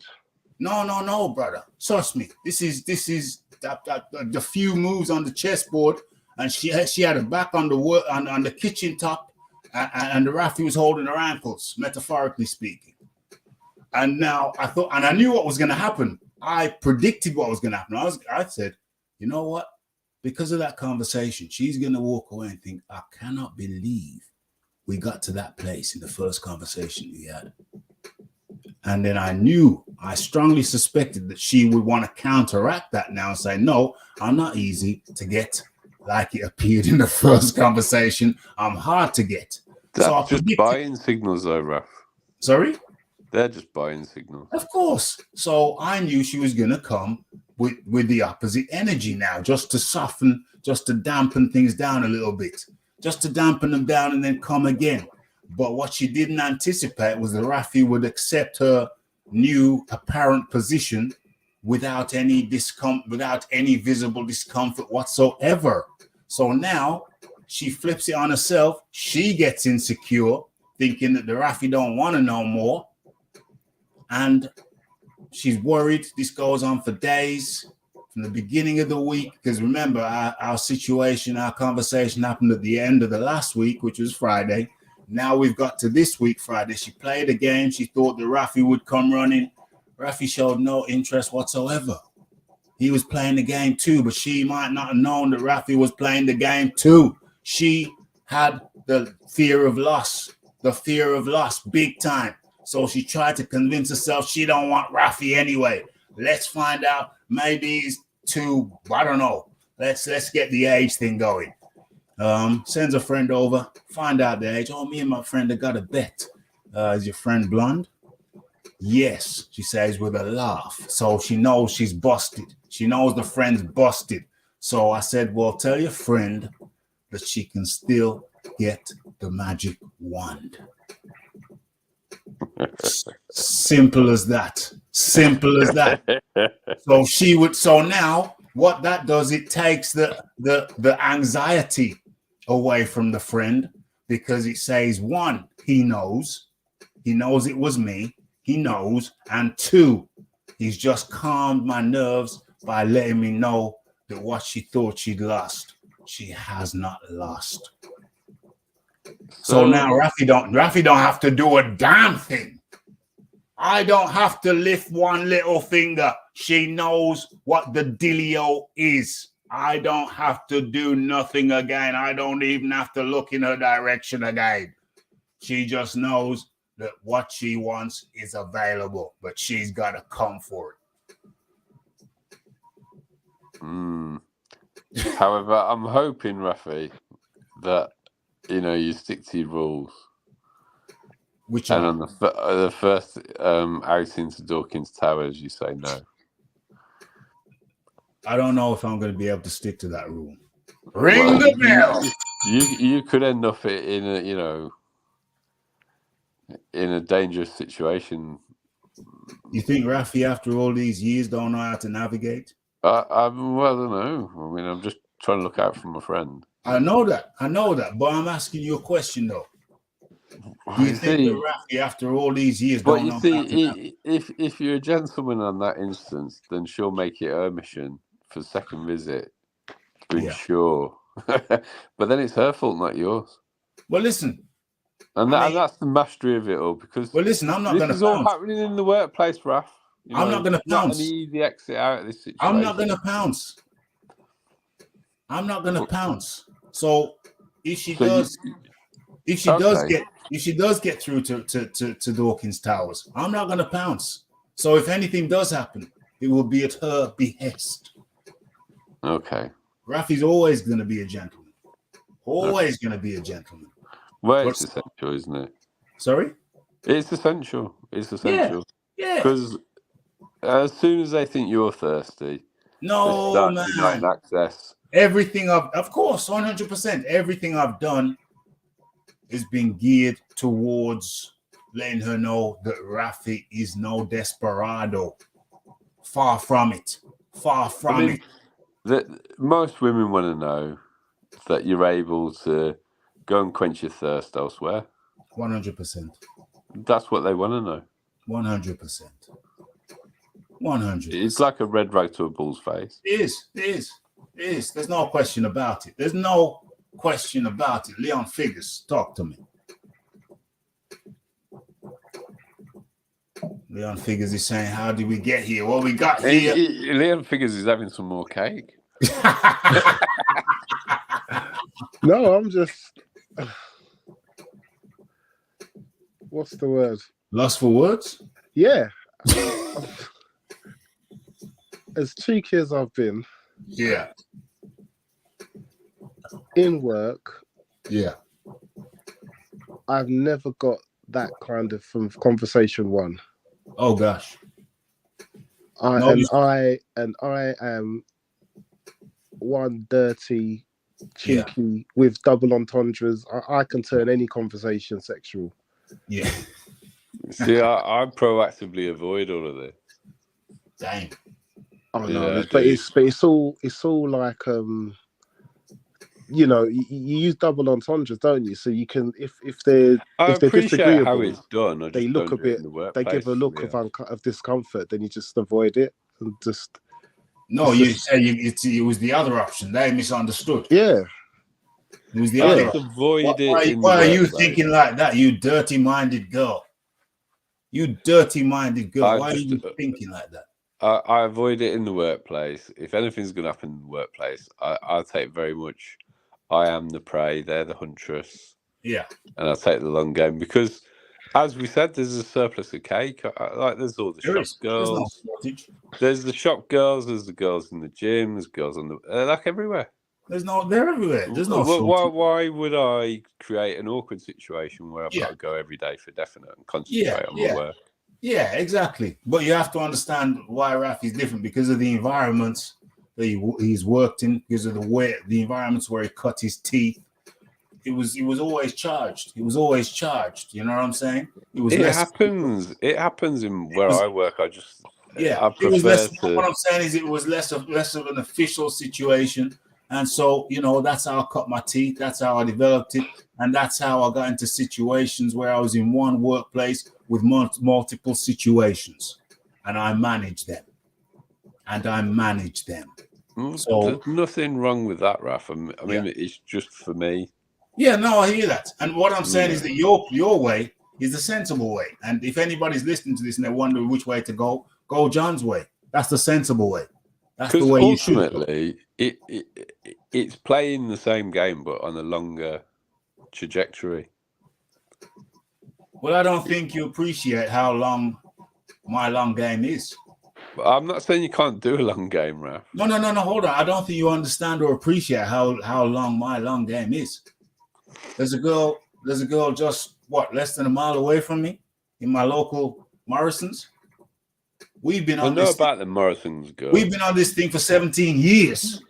I know. We've been flirting on the show for 17 years. Covered it on the show. Yeah. We covered it on the show. That's a hell of a long game, John. Yes. But in the workplace, I'm only playing the long game. I'm not playing the short games. Oh, 100. That's what I'm saying. But what I'm saying is that I go beyond the workplace, even in life, just general life. I play the long game anyway, just to keep me safe. It's the best. It's the safest method. It's the safest method. I play the long game anyway. I play the long game anyway. They got to let me know that they don't want to wait no more. That's what I said. They need to be the huntress, and I'm the prey. Yeah, well, you know that's my game. Always. You know that's how I. Because then it's always their fault. Exactly. I know that's how I drop it. Yeah. We talked about it before on here. I don't know how we got here, but I think we got here because I sense that we've done everything. We talked about it. We got the poll up. And I think it's nice, bite-sized. I don't into this 6-hour business. I think it's nice and concise. And that's when I switched it. So everybody gets something. Because I know we like to talk boxing. Rafi's we also like to people. talk other things. We also like to talk real life. And, this is a part of my everyday life. It's practical education for the masses, Raf. Practical education for the masses.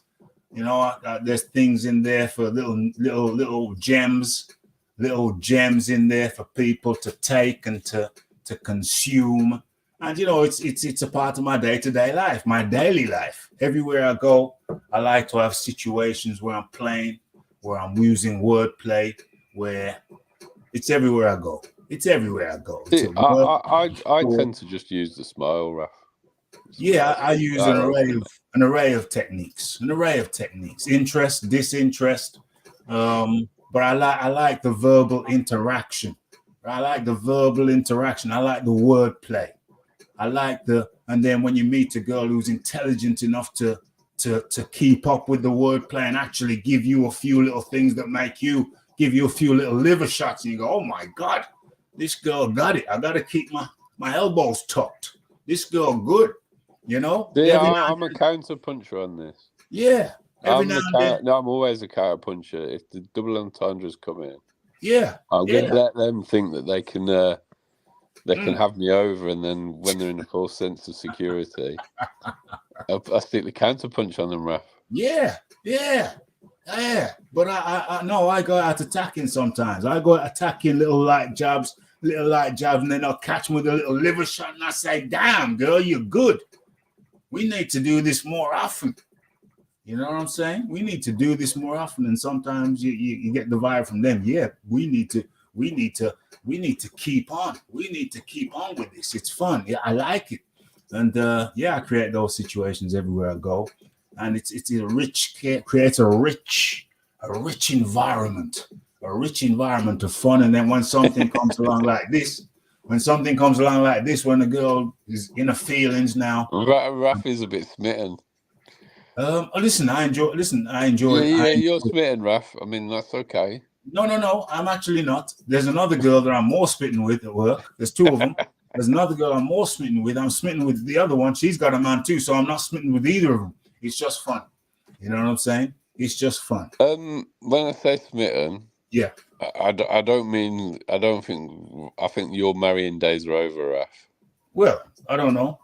No, they're not. Okay. No, they're not. So really, these ladies, they're fun interactions. But that's what it is. It's fun. It's enriching to me when you have those situations and see how far they go, because nobody knows where the train's going to stop with these things. Nobody knows where the train's going to stop. I have an idea of where I desire it to stop, but you don't really know. It could stop short of where you want it to stop, or it could go further than you wanted it to stop. You know what I'm saying? So it's just interesting. It's a fantastic voyage. It's like a journey on the Orient Express. Anything could happen. Well, not anything, but certain fun things can happen. And if it looks like it's going in a negative direction, well, you know, man's got the skills to just turn it, steer it, direct it, and it's fun. It's a fun thing. It's like playing chess, but it's like human chess. We're playing human chess with each other, and it could have a very warm and tender outcome.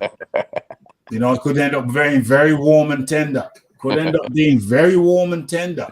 And it all boils down to management. And I love the thrill. I love the thrill of the not exactly knowing. Is it going to go left? Is it going to go right? If it goes left, can I bring it back on track? It's just a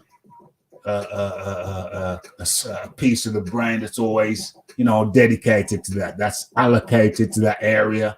The management systems always going, always making sure you don't give too much, because if you give too much, Rafi's pum management system. Please, language, please. After all the language that's been on this. Please. Language, please. You know, you will. That's not even a swear word, Raf. The language, please. You'll notice that the Rafi is very vague. The Rafi maintains, keeps it very, very vague. So you know, I dot my E's, I dot my I's, and I cross my T's. I keep it very, very vague, very, very vague. So I can always come back and I say, what? It's like a CRM process you've got going on there, Raf. What's CRM? What does it actually stand for now? But what is it though? You don't have to tell me what it stands for. It's the software that companies use to manage all their Yeah, CRM. It's CRM. It's always going. It's always calculating. Is it company resource management? It's done. Yeah, it's all the CRM's always in the background. It's always running. It doesn't take time. You know, like Salesforce or something of that nature. Never gets turned off. It's always going. Always managing. If it looks like there's a crazy gal on the scene, she can get shut down real smooth because the CRM is always going in the background and it's thinking, oh, danger zone. Let's just cortisol that area off, kill that issue, and then we're good. So the management system is always going. And you know what, guys? I think we've done it. We did the boxing portion and we did the lifestyle portion. I'm going now to people.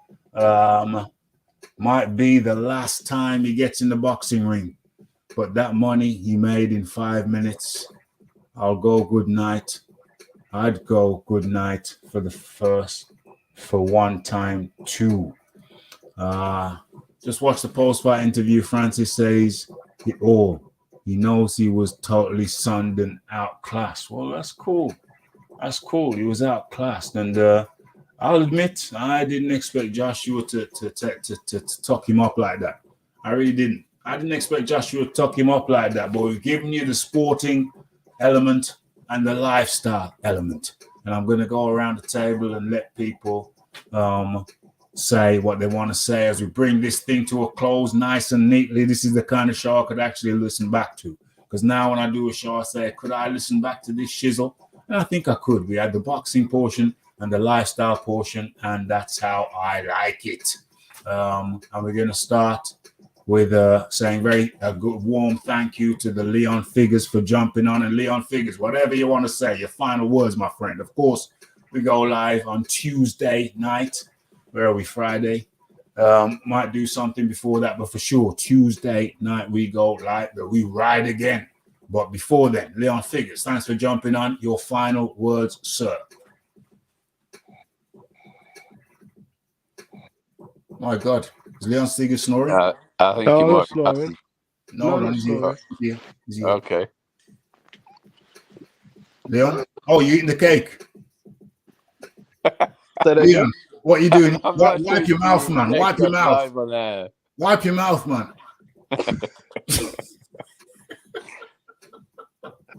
Oh, lads. Take a drink of water.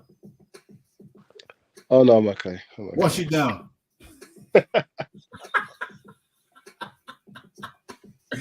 Leon, are you okay, brother? Yes, I'm okay. Talk to me, man. Your final words, brother. Oh, yes, I don't tend to play it safe.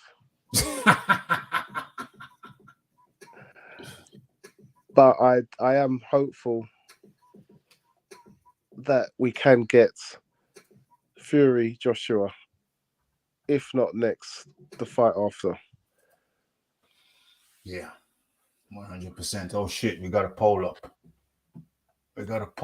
Where's the poll? What the hell is this? Where's the poll? 1 second. Let's check the poll before you go.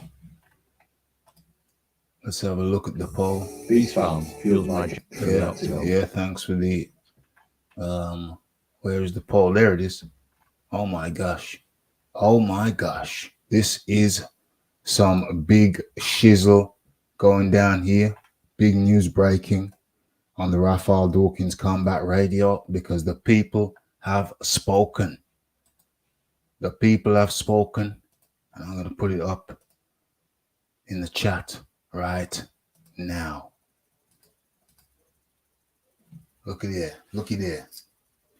What do you most want to see next? Fury versus Joshua. Did I say put Fury before Joshua? Why the hell did I do that? 83%. 83%. Usyk versus Fury, 16%. OMG. Leon Figures is still with you. Yes, I don't think it will be next. I think it will be the one after. I think he will abandon the rematch. Yeah, well, people want it. That's the point. Yeah, and I think I think you might get your wish. He might say March the 18th, May the 18th. Yeah. And he might do it to say he wants a rematch for Undisputed. Get the IBF out the way, mandatory. Let Fury fight Joshua. And then those two winners face each other. Word. Word is because born. They're bigger, and he wants eyes on Saudi Arabia, and more eyes would be interested in Joshua Fury than they would in Fury Usyk. 100%. Boxing fans would more be interested in Undisputed, but everybody included, as well as boxing fans, casuals as well, after AJ knocking out Ngannou and Fury being knocked down by Ngannou, they want to see that fight.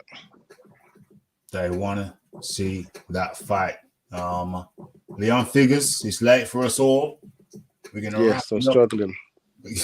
We're gonna wrap it up right now. It's only been 2 hours 15 minutes. That's a nice time. Leon Figures, I thank you for jumping on. I bid you a fond good evening or good morning, and we're gonna talk again real soon. Remember, Boxing Talk with Rafi back again on Tuesday around 9 p.m. UK time. Be there or be square. That was the Leon Figures. Thank you very much, sir. Thank you, Bob. Good night. Thank you. Good evening, Leon. Yes, indeed. And then there were two. John D. Lee. Thank you for jumping on. Your final word, please, sir. Thank you for having me, Raf. Indeed. I'm very concerned, to be honest, because I listened to Tyson Fury discussing what he would be doing next, and he was very clear that he wouldn't be able to fight Joshua until 2025. Oh God. So in the interview on DAZN, he stuttered quite a bit, and he talked about how it wouldn't be possible to fight Joshua this year because he's got Usyk in the rematch. And then he said, if I'm available and he's available, then maybe we can do it in 2025. That's not good enough. So I don't think he wants to know. You don't want no parts of it. I do not think he wants to get splattered on the canvas worse than he just saw that. You don't want none. No, he tried to make out it'd be a different kettle of fish if he fought AJ. But, I mean, Fury's not mobile. He's very hittable. And I'm very suspicious that AJ hits a lot harder than anybody Fury's been in the ring with. And those are my final thoughts, Raf. Thanks for having me. 100%. That was the John D. Lee. And I'm looking for this video that I should have posted. And it looks like maybe I didn't post it. But I got to post it. I got to post it now. What's up now? And there, folks, there you have it. There you have the whole damn thing. Anthony Joshua shocks the world. Nobody saw it coming. But look what happened. Looky there. After what happened, I asked the question, what do you most want to see next? Fury versus Joshua, 83%. Usyk versus Fury, 16%. OMG. Absolute annihilation. Okay, but we did it. I apologize for falling asleep. Fortunately, I woke up just in time for the last round of Parker versus Zhang, or Zhang v. Parker. Parker won that one on points after being dropped a couple of times, I believe. Came back to get the victory on points. Could be Joshua versus Parker next. But really, the people have spoken. And they want to see Fury versus Joshua. Undisputed can wait. That's the message from the people. And OMG, it's 2:18 a.m. in the morning. Rafi got to get his beauty sleep, and probably so do you. Okay. Thank you, everyone, for spending time at the RDC. Make sure you are subscribed so you don't miss this beautiful thing. Okay. All that's left for me to say to you. Thank you to the John Daly, the Leon Figures, and all of you. Like, subscribe, comment, share. Blessed.